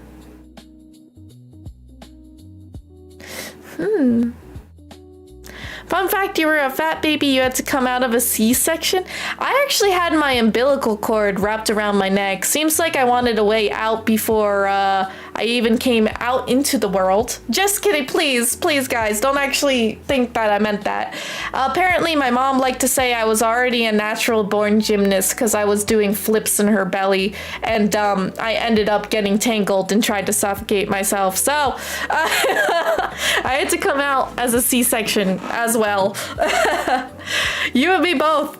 Did it all natural because unless you needed it, didn't want a C-section? C-sections can be really tough. My mom wanted it natural birth, but she ended up having complications. But she's one of the strongest women that I know, so. You're on a walker in physical therapy? Fairy, I hope that the physical therapy really gets you right as rain, because you made a miracle. You birthed the baby. That's not easy to do, but I really hope you get your full mobility and everything can be good for you. Yeah. Oh my gosh. I think everything is fair game when it comes to comedy, but obviously know your audience. For me, I typically don't do very dark.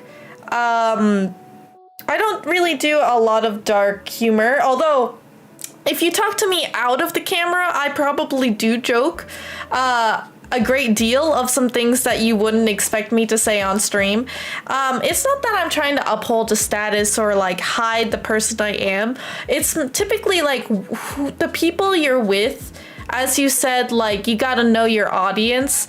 I had depression, and that makes me prideful to say I had depression. I can get these sad, depressive bouts time to time, but when I was at a really, really big low part, like, joking about those things, a lot of my friends also had that type of mentality. You never knew when it was a joke or not. A lot of them used humor to escape, but you also, I always take people seriously when they talk about that stuff. You never know. You never know if somebody's trying to like actively seek out help. So that's why I typically try to abstain from it, because I want to say never again. I didn't lose a friend, but I did have friends that were particularly not stable. So I always want to be one person that they know they could be safe with, and that I'll take them seriously. Google AI, average female newborn is 7 pounds 2 ounces. So wow, like 3 more pounds plus more that you birthed. Fairy, you are an absolute goddess for being able to do this. Big champ. Oh man. She was missing an, oh my god, Justice. Oh man. Oh, Fairy, you kind of got this cute couple thing going. I like the height difference, I'm not gonna lie. You kind of remind me of a cute hot webtoon. And that's a compliment, by the way, that's a compliment. I bet the baby is so beautiful. Ah, yes, another person who was evicted when born, same as me. What? Are you talking about from the uterus? Winter? I'm not quite following. Wait, what? Did I miss something? Yeah, I know. The commonalities are crazy. I think therapy is very much needed for post-birth, especially because the chemicals, and guys, I did have a little bit of research. My mom also is a nurse, right? Postpartum is no joke. A lot of people experience it. Not all, but chemically, when you birth the baby, your whole body and ecosystem was changing to shift around to feed and nurture this baby. Once it's out of you, it needs to come back to its regulated environment, which essentially means like it needs to feed back to your nutrients. Your squishy insides need to actually move back to the way it needs to be. All of this jazz. It actually takes up to a year. So sometimes the year right after giving birth can be the hardest for a lot of partnerships. So if you got a partner right now, boyfriend, girlfriend, or if you're married or anything like that, it's some of the hardest time for both partners, the man, the woman, partner, spouse, you know what I mean? It's tough on both ends. So it's a struggle, and I highly recommend that you both get the therapy.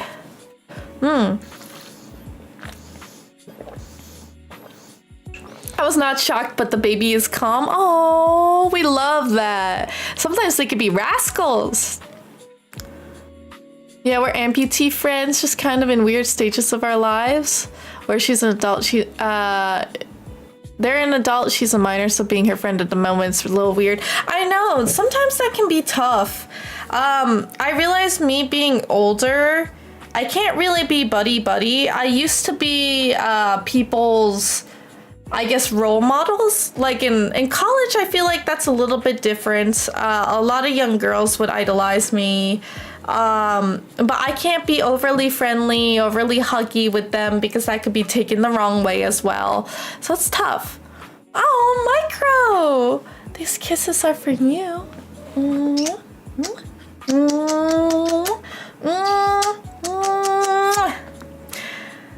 Micro, I want to say how grateful I am to have you as a part of the Mischief community, especially with your generosity and your golden heart.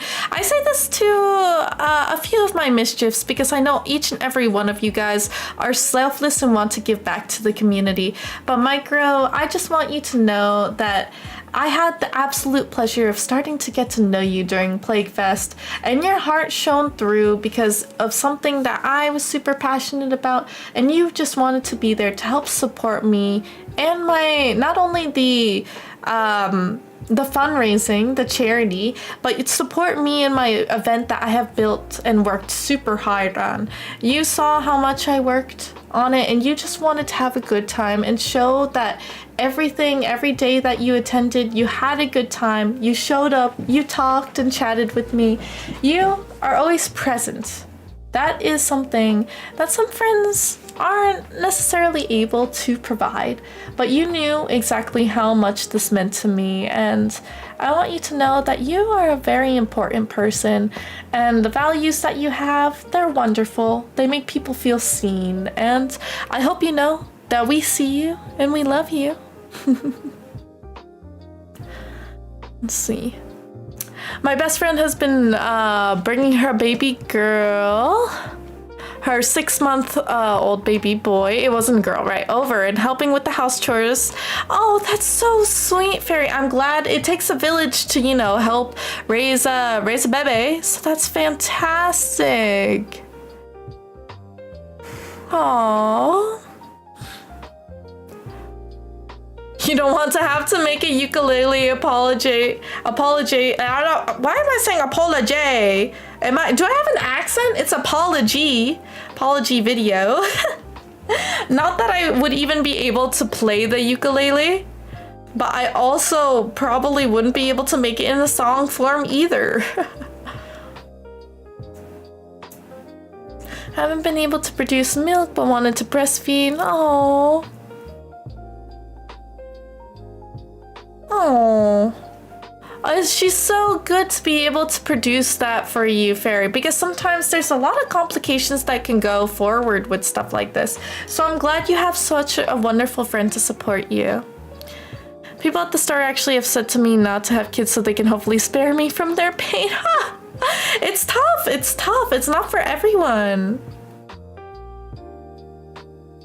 Hello, governor. I don't think I'd have that type of accent.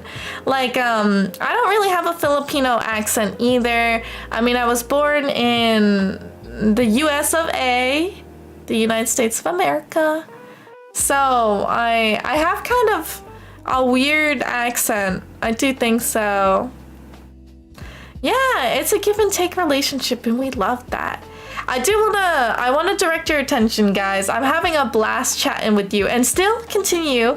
Feel free to keep yapping away, but I wanted to share and bring you guys back to what the kind of, not like debate we were having, but just a really wonderful polarizing conversation, engaging conversation, I should say.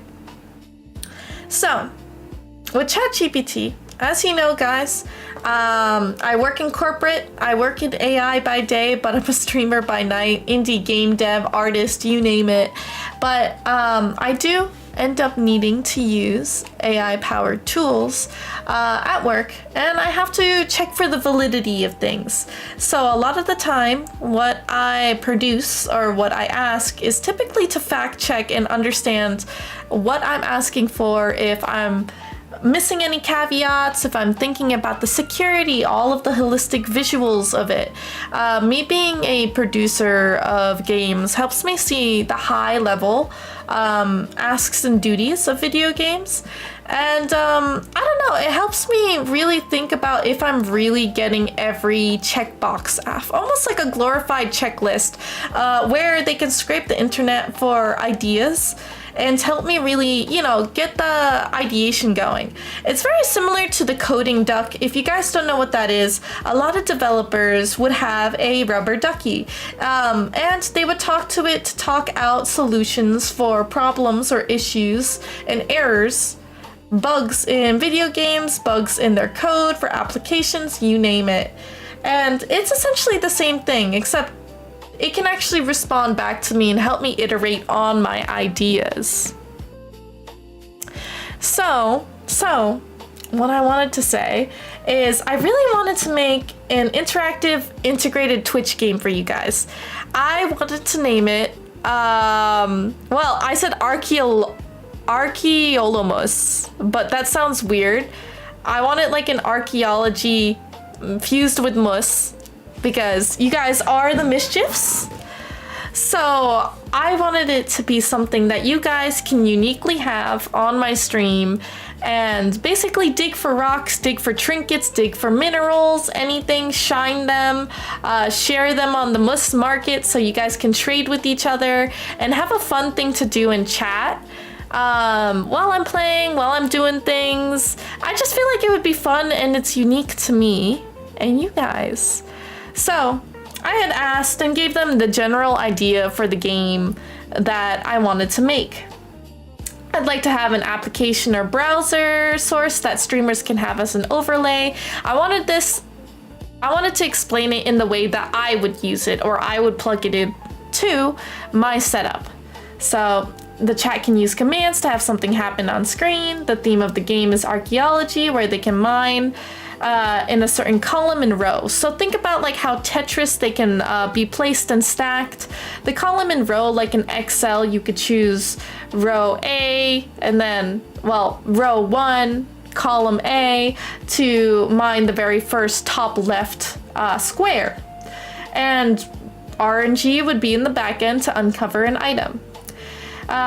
It would be cool to have it tied down by channel points, so all of you loyal viewers out there would be able to mine as much as you'd like.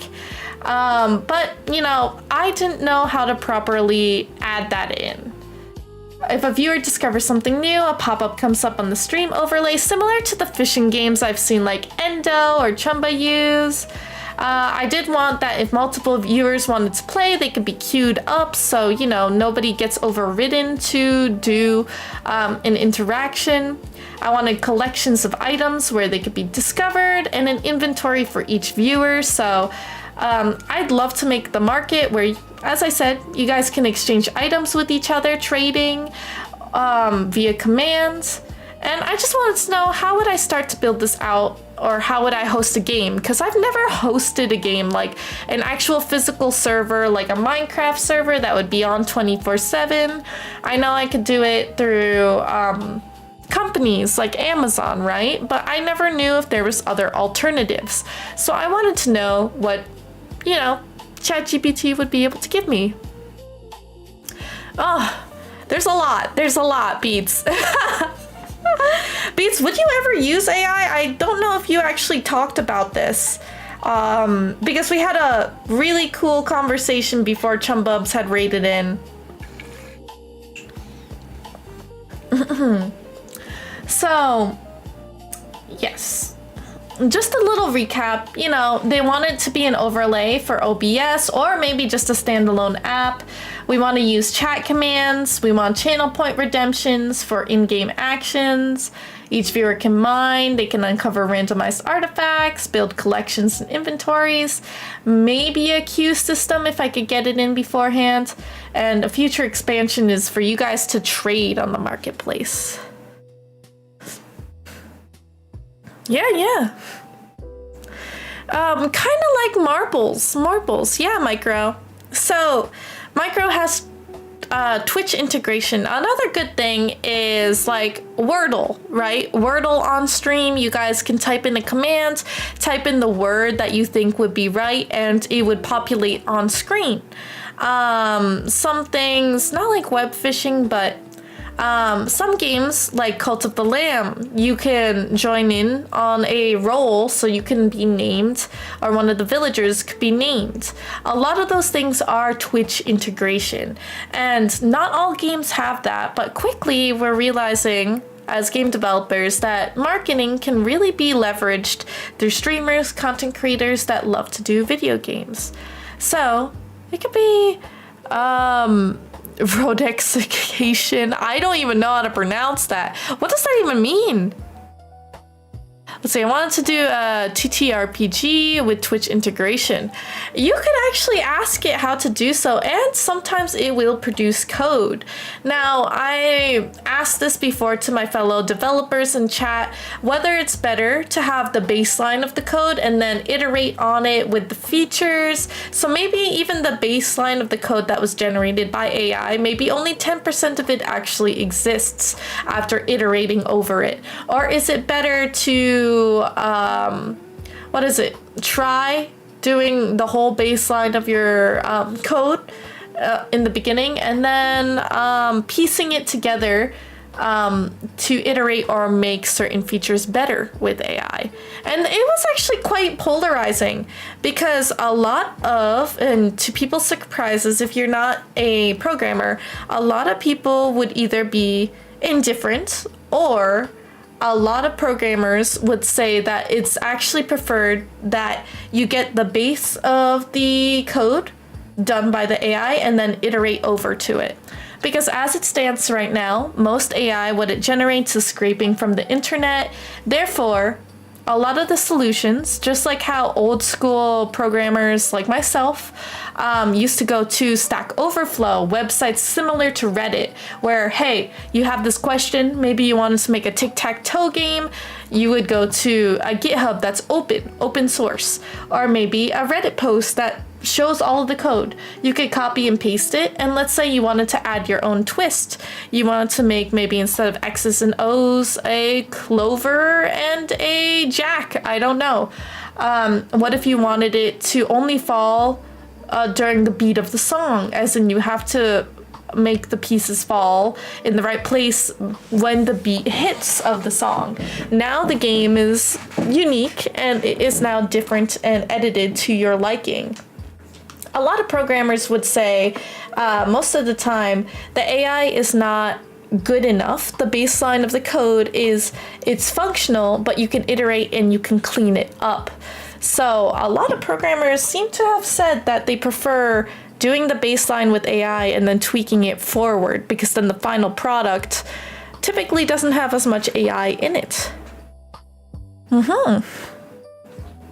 Rodent excavation. Wait, that's so cute. Shanks? That's cute. Yeah, I did some vibe coding for Tabletop Sim, also scripting in After Effects. Yeah, nice. More ethical AI. Yes, it's pretty interesting because since I have to work for corporate, we need these regulations and best practices. So, we always have to ask these questions if it's correct, being transparent with others. I think that really AI could be used as a tool. It's a big wealth of power and you need to be responsible when you use it.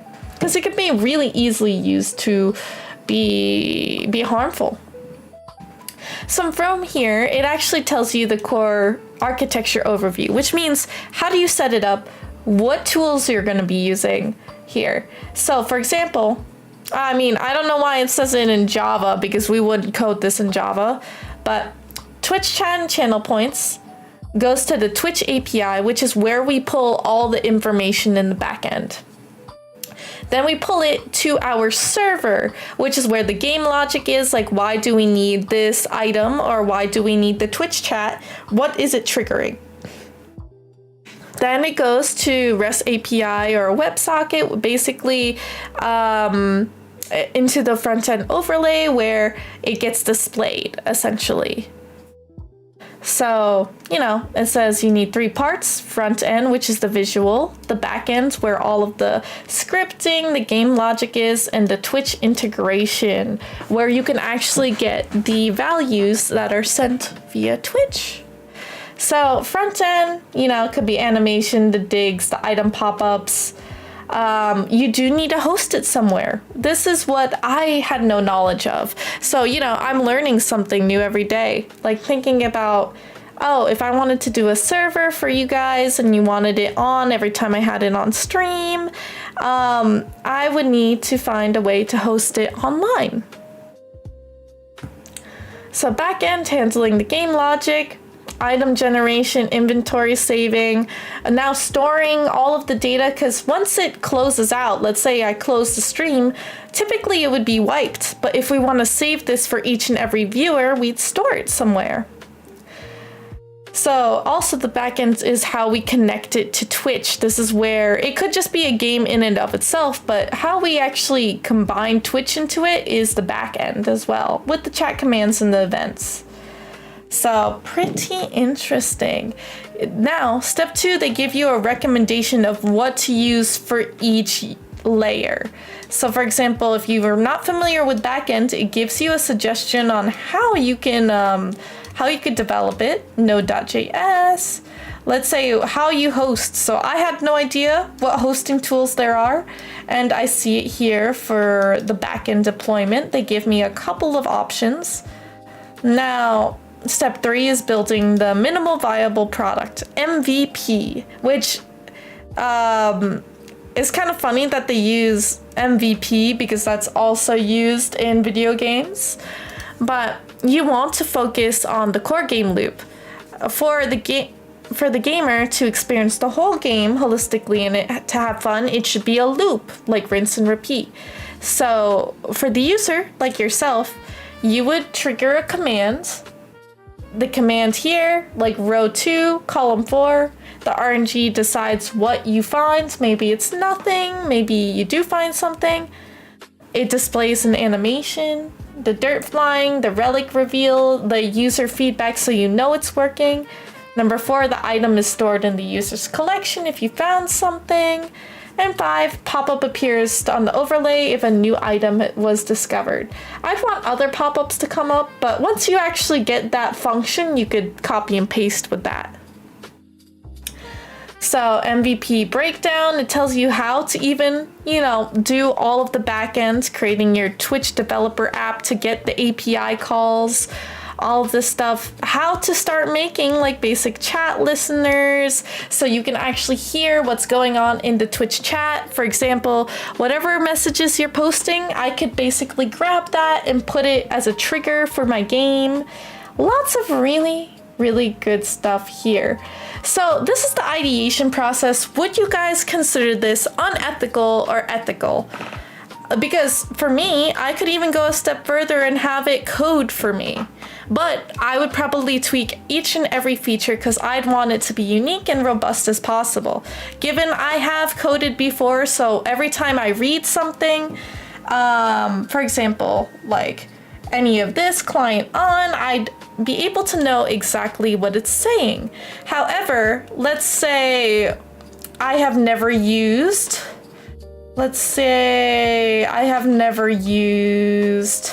this, socket on. I don't really know what that means. So I could, you know, as it said, ask ChatGPT to explain it to me.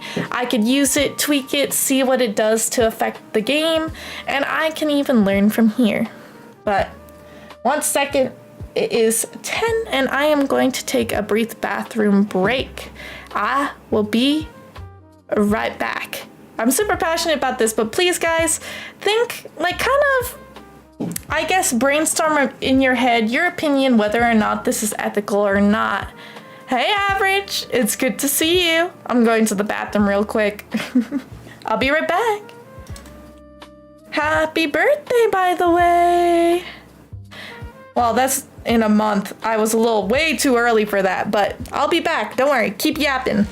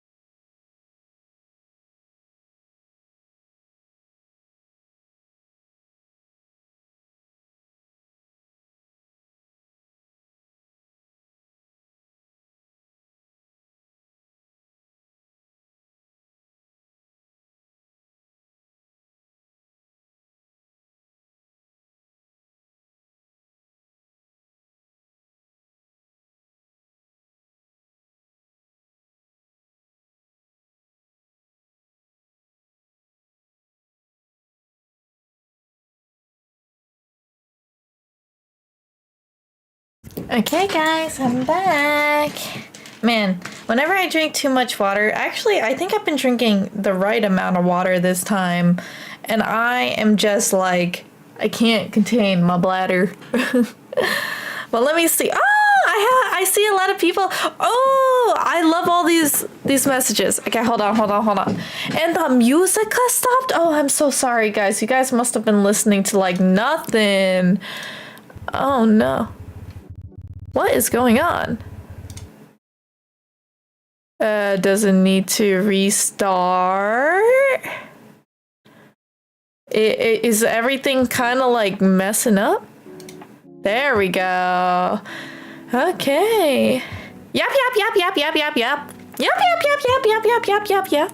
I love yapping. I do love yapping. Let me read some of these things back, guys. Let me see. So now that you guys have seen that, I'm actually gonna switch over to. Let me see. Kind of want to hide this so you guys can see this in full glory. Okay, there we go. So this is Notion, not sponsored, but I absolutely love it because I use it for all my planning for events, for Discord events, for stream stuff. I love it. Oh, why was 0 just... Maybe I had it stuck on a key. We're gonna use the full width. Archaeolamus. That does not sound right, but excavation does sound like a good way to call this. It's a working title. But for me, as Justice says, ethics of it depends on exactly what you're doing. What you're doing specifically is fine, but using AI even in a little bit for building a bridge or a building or diagnosing a disease, that's not ethical at all. Once lives are at stake, you cannot trust AI. Respectfully, game dev doesn't have the same stakes like that. No, I wholeheartedly agree. I think that AI can do some things in healthcare that maybe you guys aren't really truly thinking about, like organizing files, detecting patterns, which can help. It's not like, oh, 100% this means they are diagnosed, but the probability of flagging things, for example, identifying patterns in people's behaviors, or maybe flagging things in the system, because AI can be used as an automation as well. So there could be things like that that could be interesting.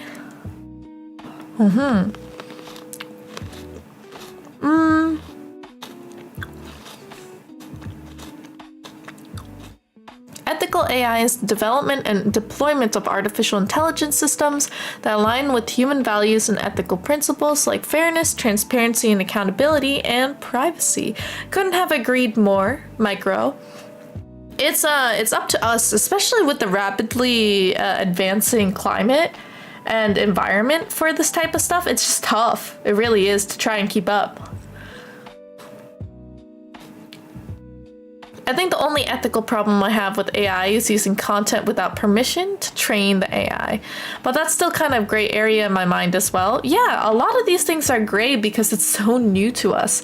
We keep saying this, like, I know it's been a couple years since it's been out, but really, like, the public use and it integrating into literally everything, it's tough. It really is tough. So I'm glad you guys are thinking about this.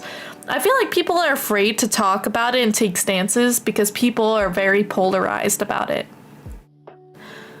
Let's see. Thank you for the welcome back. I appreciate it. Speaking of birthday, didn't you want to sing me? Yes, Storm! Oh my god, I'm so glad you reminded me. Okay, hold up. Ahem. We gotta do this for our favorite little purple mouse. And sorry, Unova, you are purple, but our favorite is Storm. Favorite mischief is Storm, the purple mouse. So, Storm, let me go ahead and sing you your birthday song. You guys gotta try it too. Try to do it as well. I mean, I could do a happy birthday song. Let me duplicate real quick. We'll turn this off. Happy birthday. Instrumental. This is gonna be super scuffed, guys. Hopefully you'll be able to sing this with me. Okay. Hopefully it's 41 seconds. So, Storm, hopefully I do this right. Ooh. Happy birthday to you. Oh, it's slow. Happy birthday to you. Happy birthday, dear Storm. Happy birthday to you. Oh, okay, it's going again. Happy birthday to you. Happy birthday to you.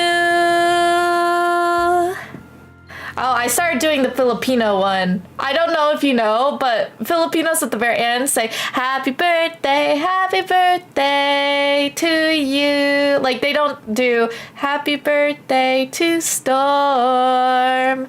Happy birthday to you. I hope you had a lovely birthday. I know you said you went to Buffalo Wild Wings and you did some fun things. I think you got like some type of cake, so that's always great. But I hope we'll be able to celebrate your birthday next year. Maybe we'll do something special. Something for a stream, something, anything, really. That was a little scuffed, but I hope you guys liked it. You guys need to tell me when your birthday is, because I'd want to sing it for you. Let me go ahead, hide behind my little chat, and we'll do it right here. There we go.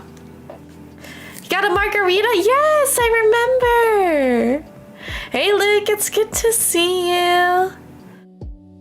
Oh, next year's actually in the stream day, Storm. We're gonna need to plan something then. Happy birth. Your birthday's on the 20th? Oh my god, Micro, my lad. Do you know what the very next day is? The very next day, 12/21, is my streamiversary, my 6-year streamiversary. So maybe we'll be able to sing you happy birthday on the very same day. Wow! Oh my gosh, I hope so. So, guys, I know we only got like 30 minutes. That's all I really need right now. The game dev that I want to tell you guys, we wanted to make a Twitch interactive integrated. Let's see. Twitch interactive integrated, what is it? Mining game. So let's go ahead and break out into a couple of columns. I'll do 2 columns.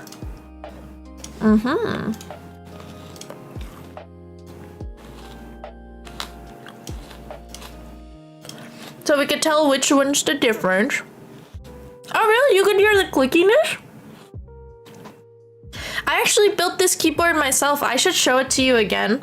I wonder if I saved the VOD, but essentially it took me a really long time to develop it. I need to clean the keys actually. This one was probably one of the more complex ones I developed. That or the cheese board, which I love building keyboards. It's a really expensive hobby, and like, why would I need more keyboards, right? So I think I'm satisfied with the ones that I have, but I'm really liking how thocky these are. I actually don't remember which keycaps I used for this. I think I might have used something from Dang Keebs. Look kind of Halloween-y.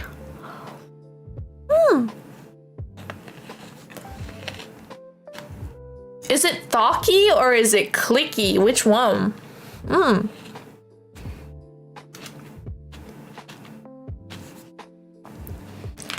So we're gonna have a brain dump brain dump over here, okay, guys? Let's do a call out. We're gonna make a brain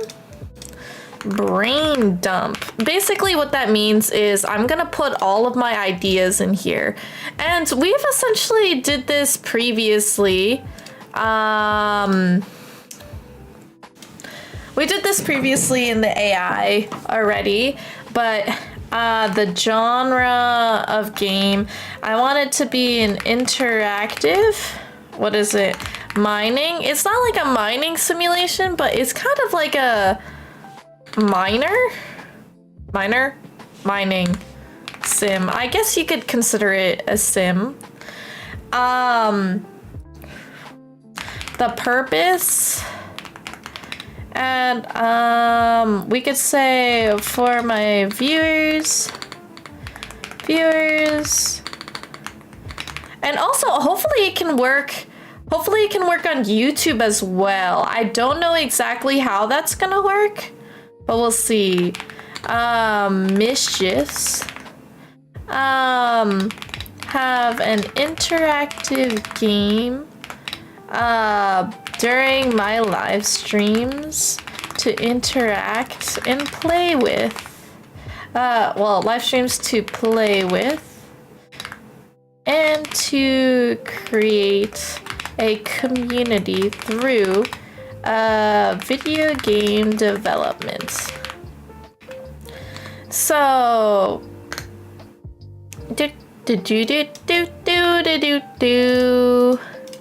I really want it to be us. That's what I want it to be. Do I sense some yearning for the mines? I do, Luke. Also, we gotta play on Hell's server sometime this week. I don't know if it's gonna be on stream or if it's gonna be on just a random day. Maybe I'll play tomorrow, but I cannot wait. I really cannot wait. From what you hear, YouTube API is much harder to deal with. That's really cool to hear though, Beats. I'm so glad you're here because then we can iterate. We can think about it.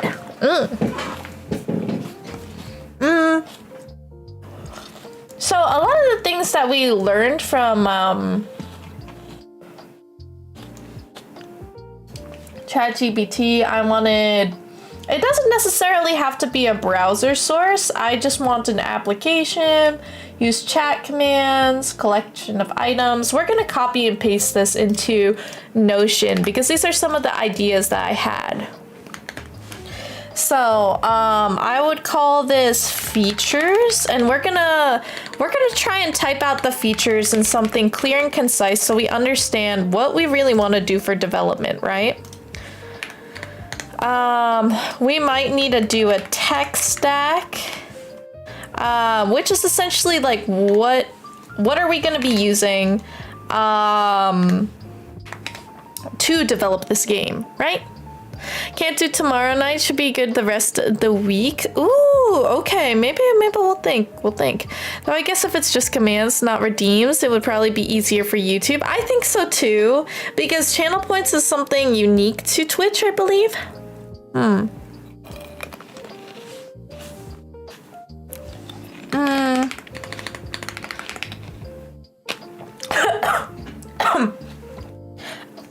Oh no, I'm choking on a grape. Oh my god, I'm gonna die. Oh, I survived. Oh, okay, I survived. They're so crunchy, so good. I don't wanna. Oh my god.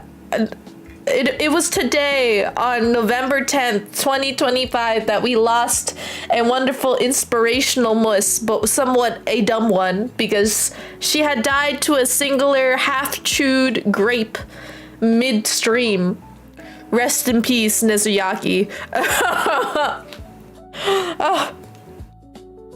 Oh, Kick has a point system too. Maybe it's not a feature that's been what is it, patented?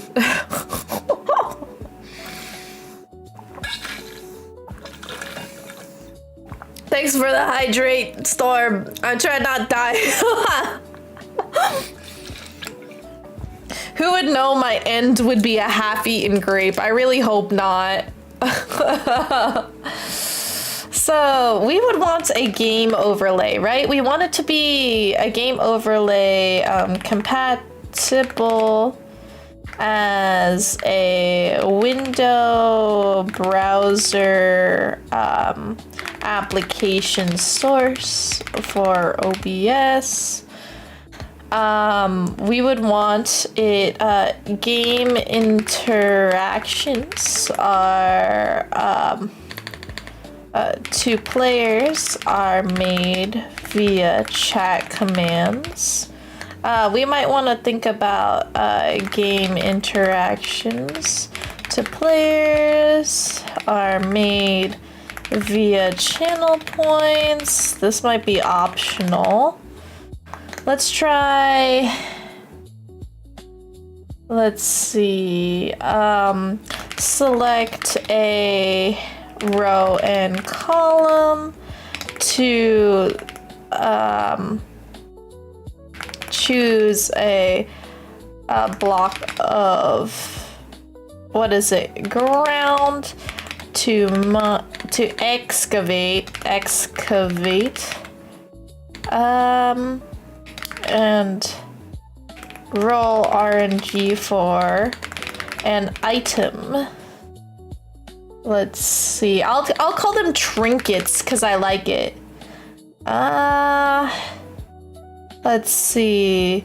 If new trinket equals pop-up and new discovery in collections, if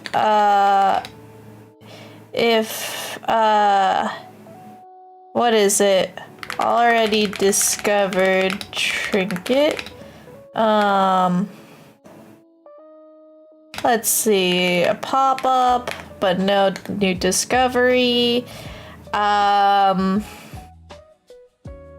If no trinket, sad pop-up. Let's see. We could do a currency as well.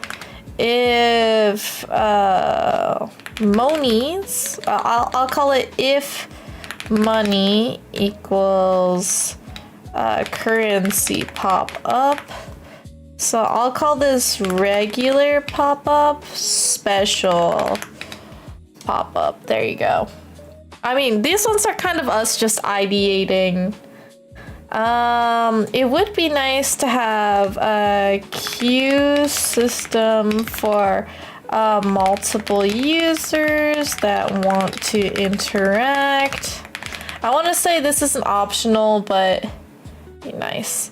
And then we would want a must market for purchases, for upgrades, trading with other mischiefs, selling unwanted trinkets. Yeah, that sounds good. Nice. I think this is pretty reasonable. So this one's kind of like a future feature, right? That sounds right. Will we be mining for cheese? You could probably find cheese. I think so.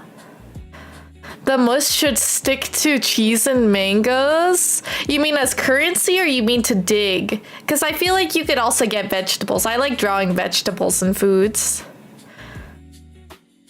And for the final Plague Fest redeem, well, there she goes. What do you mean final redeem? You mean for me to make a game? I had an idea. I had to write for it. I had to write it.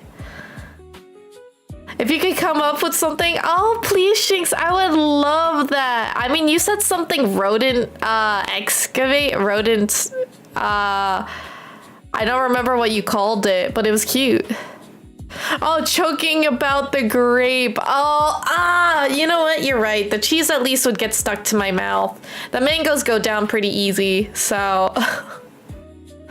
You have passed the streamer context window. Becoming undead for charity would have been pretty great. Oh my god, no! No, I can't believe if I die. That went terrible.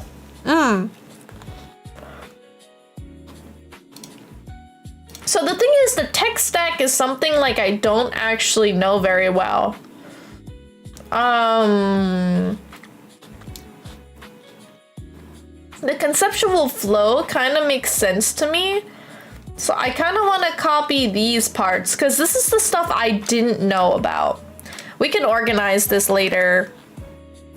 But if you kind of look at it, wow! So here is the tech stack, which to be honest, I didn't really want it to be in a table.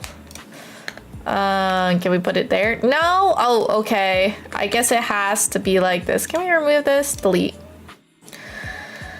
Okay, let's take a seat to see what's going on.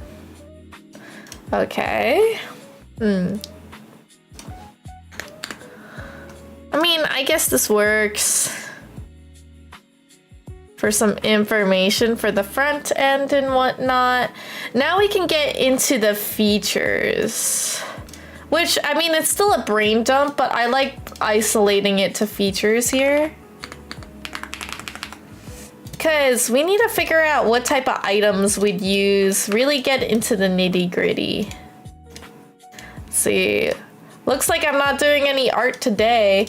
Apparently I'm off tomorrow because since I work for a federal company, the Veterans Day does have to be an official holiday. I love 3. 3 is one of my favorite numbers. That's the next Mr. Beast video. Oh my god, Chinks, you might be genius. What am I writing this in? That's a really, really good question. Because right now, the fact that they're talking about the front end overlay with React, and then they have back end with Node.js. Technically, those are not really connected, but it would most likely be some people do write it in Java, CSS, and HTML. You know, some of the notifications that you guys see, like for example, your Twitch chat right now that's being popped right above my head, that is all made with JavaScript, HTML, CSS, all of that jazz. I'm very familiar with those, but I actually wonder if I could do this in Unity.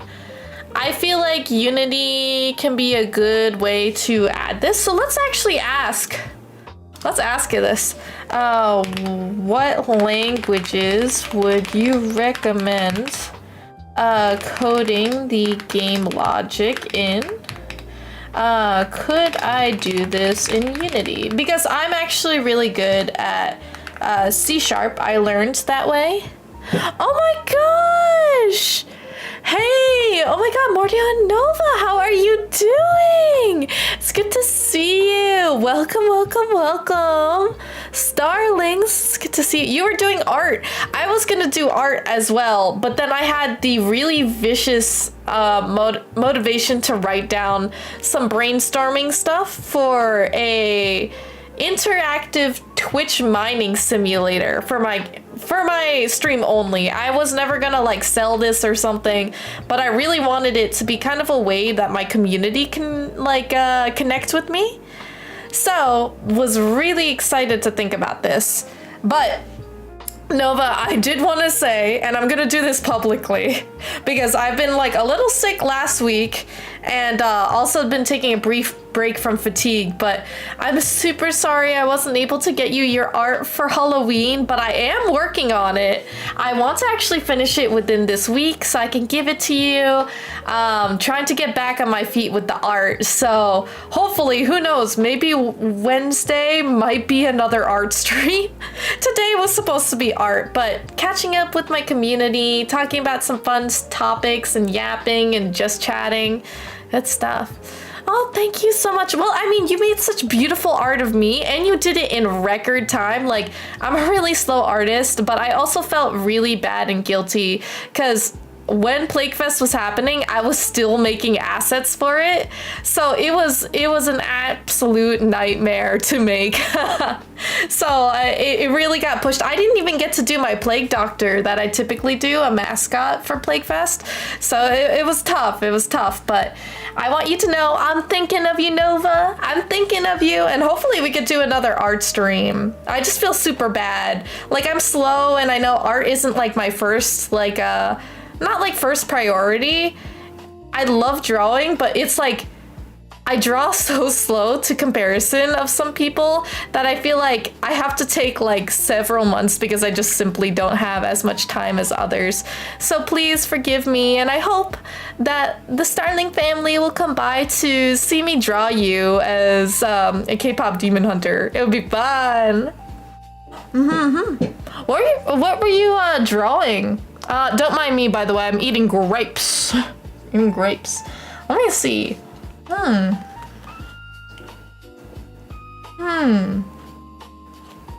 look at that. They even give pros and cons for either using Unity or using a web native stack.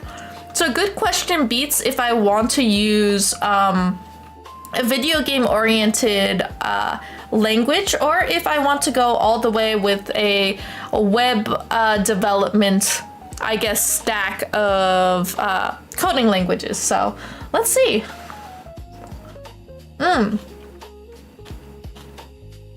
So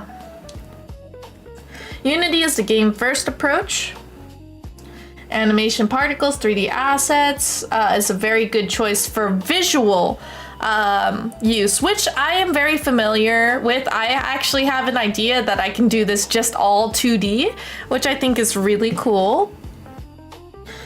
Pros, game engine power, make it look like a real game, easier asset animation and management, data and logic is in C#. Yeah, so I could do that all. Export to WebGL, so they could use it as a browser source. Oh, I didn't know, because I've never exported a game through WebGL. That's actually really interesting. Oh, Rosie, thank you so much for gifting one to Nova. Oh my gosh. Wow, you've almost gifted 80 gifted subs to the channel. You're at 79 right now. Lovely Mischiefs.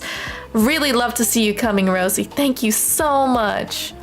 You're really detail-oriented with my drawing. You do a lot of ornate stuff. It's true. I'm just like, a lot of it is I don't have shortcuts for my line weighting and stuff. I do have like outlines, but it still doesn't make it faster. I just always feel like maybe I am a little bit of a perfectionist, you know?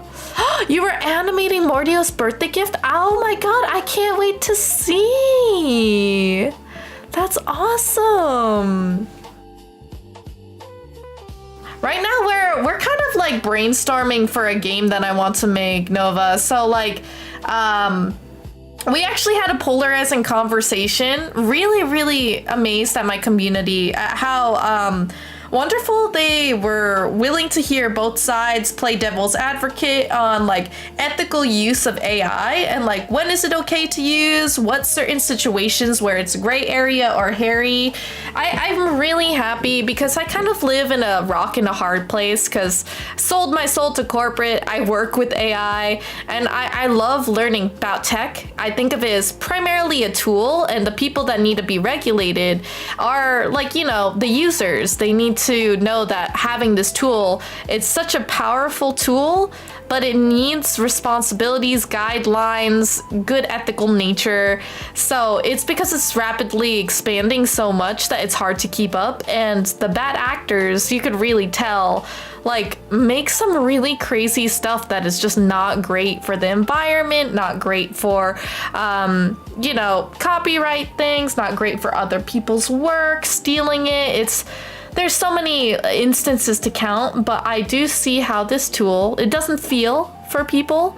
It's just used in different ways. So for me, I hope one day maybe I have the power and understanding where I can protect my fellow artists.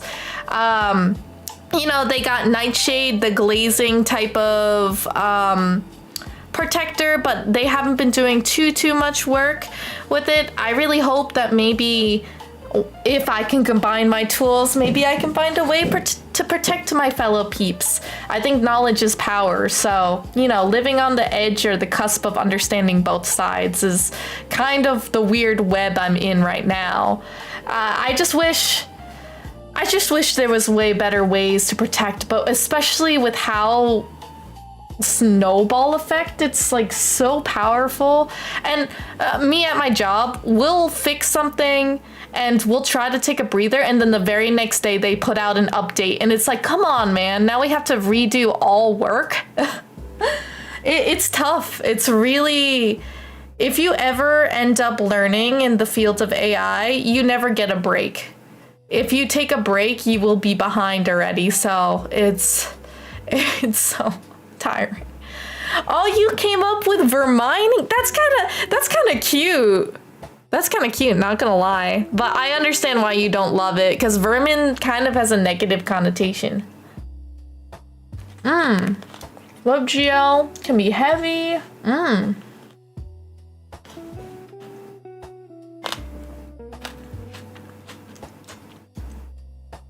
Networking setup. You'll need to handle Twitch integration and sockets manually or through a C# web library. Hosting cost. Hosting on Versal or Netlify? I think I've used that one time. It's fine, but Unity server build will require dedicated host, AWS, or render. I see. Huh.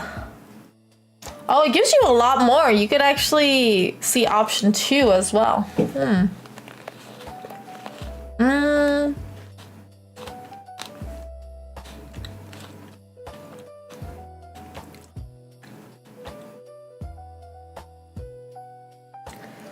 Oh, wow. They even recommend exactly what type of languages to do. This is actually really useful, especially for somebody who thinks it's overwhelming. Like, you may know Java. That's my very first language that I learned. Then you know Python. You know you could theoretically write this in Python, but it might not be the actual best language for you to learn. And especially like leveraging just research, sometimes people have preferences. So it's actually really cool that they bullet point all these in a concise manner, just to give you like the high level overview. Oh my god, we got a hype train? Thank you, thank you. I did not know we had one. I don't know if I saw that before.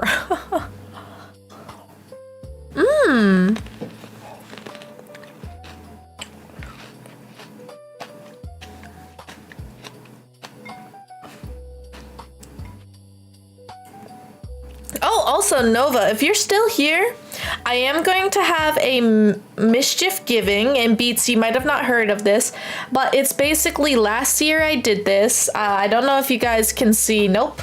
It will be, I have my calendar up. The 22nd of November, that's a Saturday, probably after 8.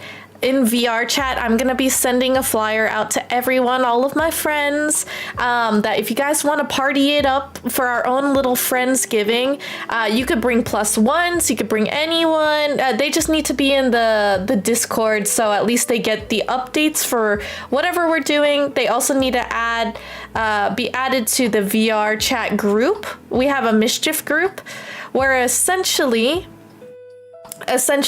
we make an instance. We're all just gonna be in an exclusive little club together where we mingle, we have fun, either in VR, or if you don't have a VR headset, you could play it on desktop, and we just hang out. They got really cool interactive worlds, light show worlds, so we could watch a movie together in the space, or maybe we can also do like truth or dare, would you rather, lots of cool games like that.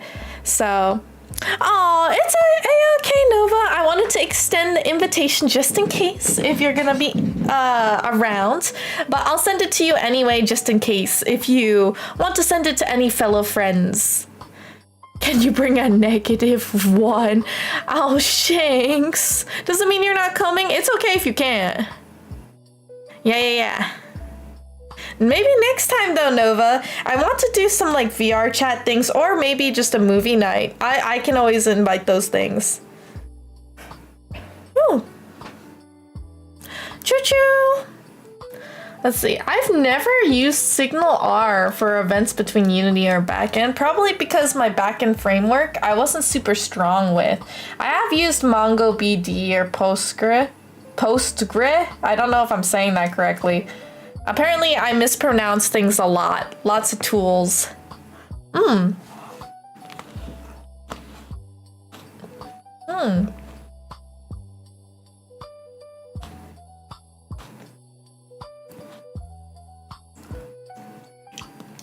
This makes it look a little bit easier in my opinion. You have truth or dare, Trum? Oh, Luke.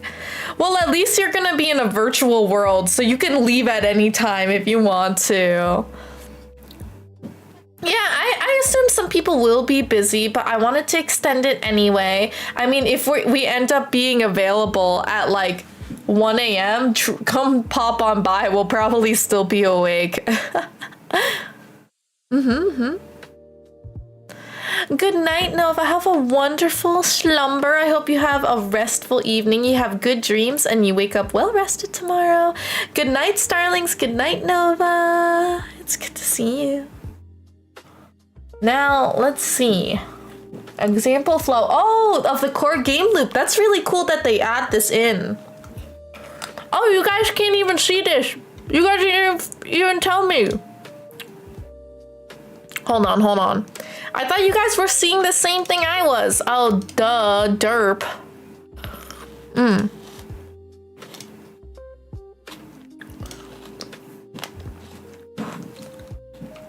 So it basically tells you like your option, the pros and the cons of using Unity and doing C#, how you would build it, like what you would do with the front end, the back end.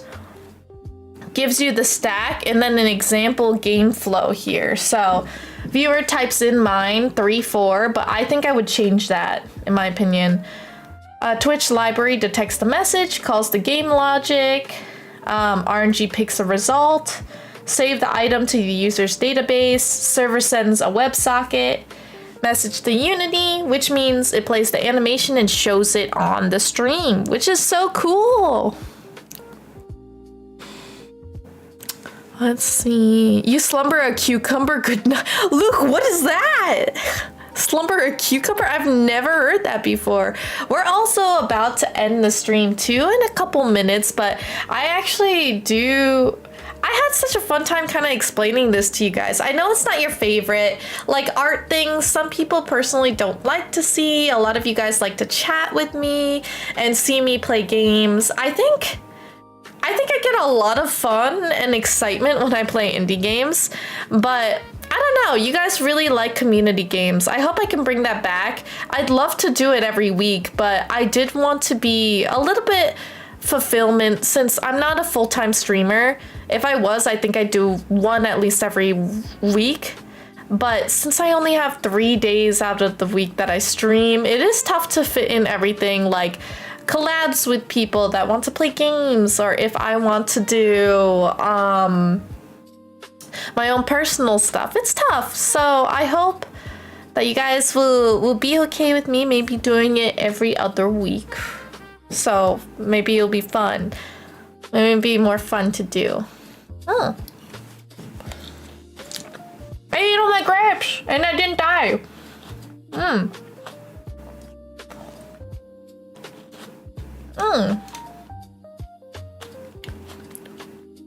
So JavaScript and TypeScript. I've done a little bit of both.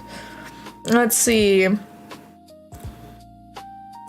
So complex visuals, game presentations, Unity, 2D overlay with chat triggered animations, is React and Canvas. Interesting. Fast iteration with Twitch API integration, Node.js and JS Stack, small size, file size, OBS, overlay under 5 megabytes as a web stack. If you want to build a future multi-streamer platform, not exactly what I want to do, but I understand why they would do a web stack. I don't think I necessarily would need it to be in Unity, but let's see. Unity first game first overlay looks amazing. More dev overhead. I don't think it needs to look that great.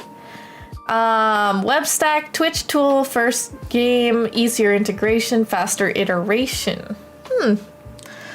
Hosting for Unity.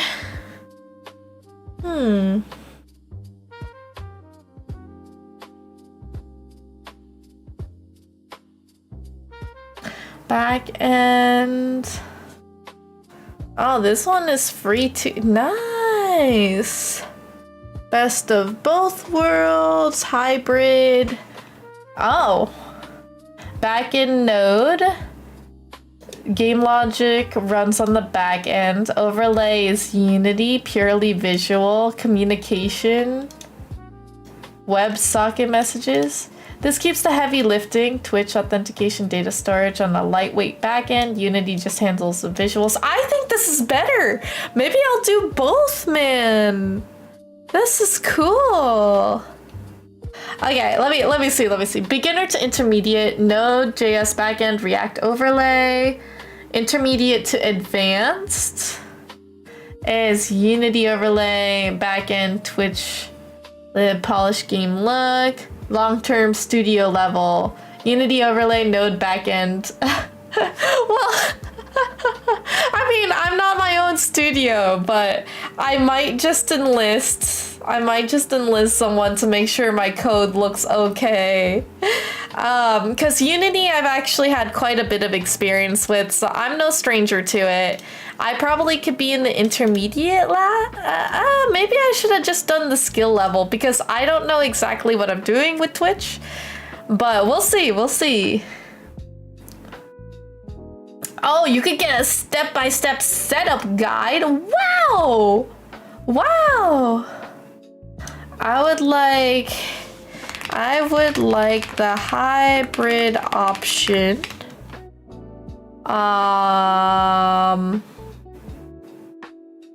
Let's see.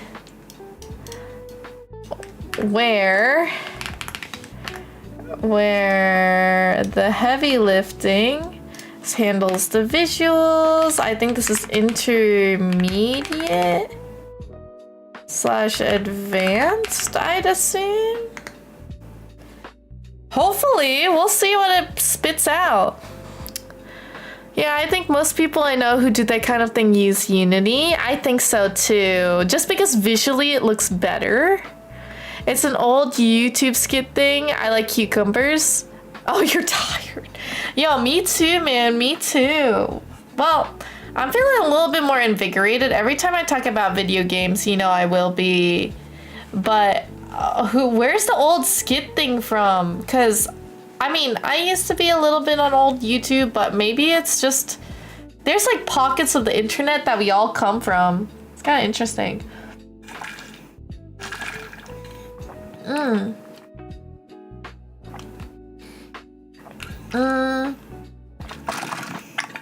I needed water. While keeping all the Twitch integrations, networking, database logic lightweight. Well, it's kind of weird because technically I haven't made anything of this caliber, like an integrated game, but I feel like it's doable, especially with the coding experience I've had from work as well as my own game stuff. So let's see. Hybrid architecture overview. Architecture diagram. Oh my gosh. Twitch API. It goes in the back end. You have a web dashboard, Unity overlay, database. Let's see. That's cool. So communication between the visuals and the actual logic is through WebSockets. It would be really cool to learn these things because then I can even use it on my resume. Damn, I don't know why I'm so corporately like career-based. Okay, recommended stack, Node.js, socket, MongoDB, Twitch event sub. More comfortable with C#? I mean, I am, but I'm a little nervous. Describe both lightly and you can mix as needed. Ooh, okay. The JSON could work for the event structure. Oh, I see. I see. I see. This is easy. This could be definitely easy. It'd be. I wish I was career based. No, I just think of the larger things. I'm like, oh my god, I learned so many different new stacks. I could add this to my resume, and then everybody's gonna be like, oh my god, this girl knows everything. It's weird. I'm just naturally curious. Let's see. You learned Fmod last week. Ah, yes. Man, I love it. I really do. Who knows? Tomorrow, since I actually have the day off for Veterans Day, technically, like, I could be working on my career stuff, updating my LinkedIn, and technically I don't need to, but I have a really cool one-pager, and I like to catalog and take a look at, like, where my career has been going. It feels super weird. It really does. I want to be like a strong game developer, but juggling both is really tough. I just do a lot. And sometimes I feel like I need to slow down and appreciate the roses sometimes, as my mom would say. So I'm trying to, actively trying to, at my ripe age of 25.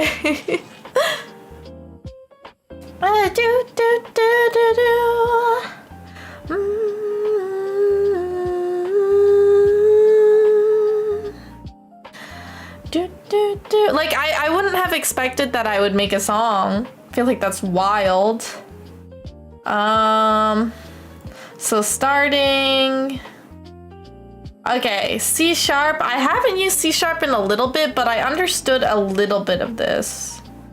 Let me see. Interesting. So the connect stuff and the WebSockets, I'm not super familiar because I've never used WebSockets, so I might need to read up the documentation on this. Database design, more JSON stuff. Oh. Collections completed. Oh, I want to give like a badge system too. Communication flow, viewer chooses chat command. Okay. Rolls random outcome.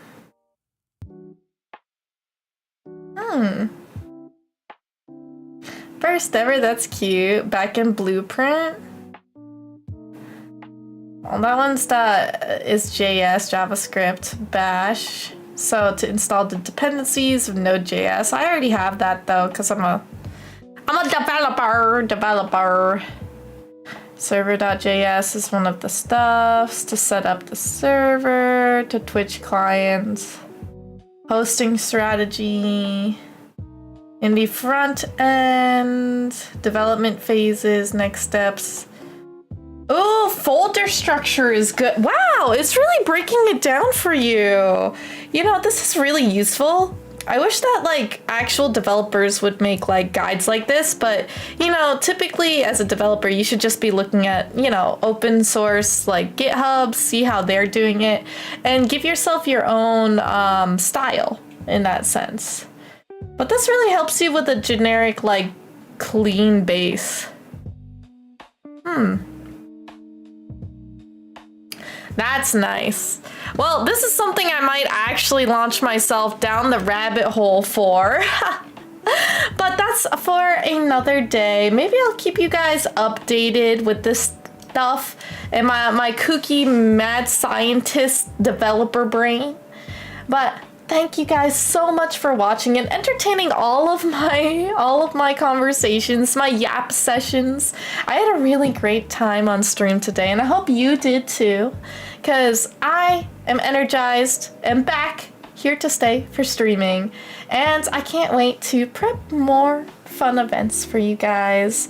Let's copy that raid message because we are going to find another victim to share this love with. So let's go ahead and see. We got Wet playing Minecraft, which is amazing.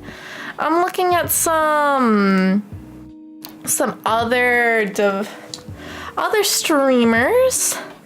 We got a lot going on. Let me see.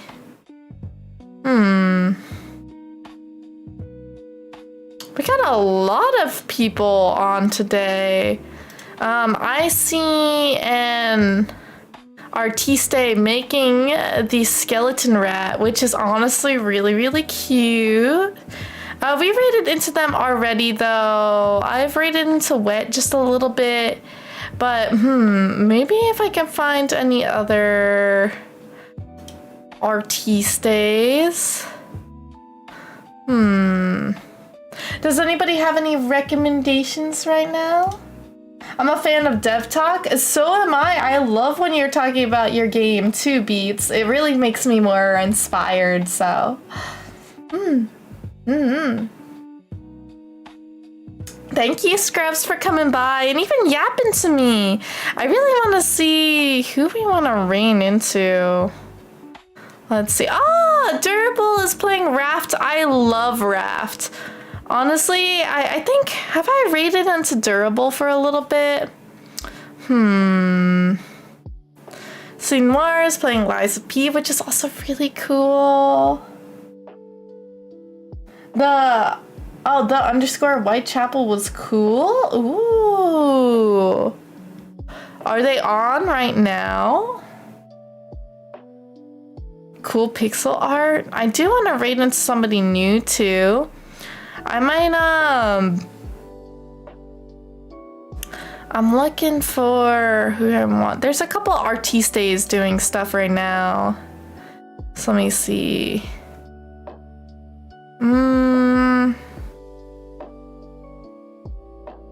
Let's do...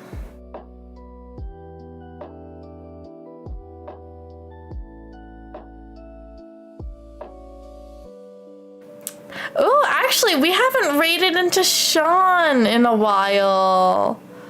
Okay, we haven't raided into Sean in a while, so let's go ahead. Oh my god, yes. Okay. Let's go ahead. No, it's A-okay, Scrubs. No, I love that you're here. Even if you lurked, that saves streamers' lives. So I am so happy to have you here. Let's go ahead and raid Shawnee G Streams. That's my homeboy, my home skillet. Let's go ahead, give him some love, shall we? Okay, Sean.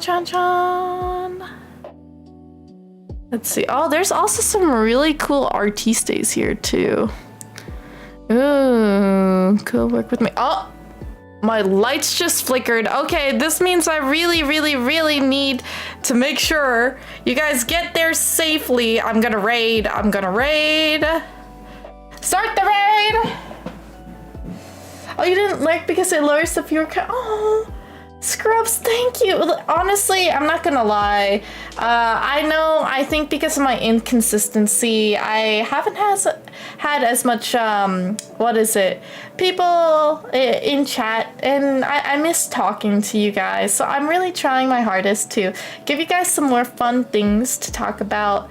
More things to look forward to. I don't think I was really having my head in the game, so I really appreciate it, guys. You don't know how much it means to me when you're here actively talking to me. You don't have to be, because I know people gotta be girl bosses, boss men, you know, do your thing, boos, but I really appreciate it when you can be. With all the love and hugs in the world, XOXO, Nezun loves you, and please, my dear mischiefs, stay cheesy, and I hope to see you guys in the next stream, which will be on Wednesday at 8 p.m. Eastern Time. So that's in 2 days' time, at the same time that I went live today. I hope that you guys have a great time. Wherever you are in the world, have a beautiful morning, fantastic afternoon, a lovely evening, and a very, very good night. Have a wonderful slumber. Go EBs and wake up rested and ready to take on the day tomorrow. Good night, my mischiefs. Mwah!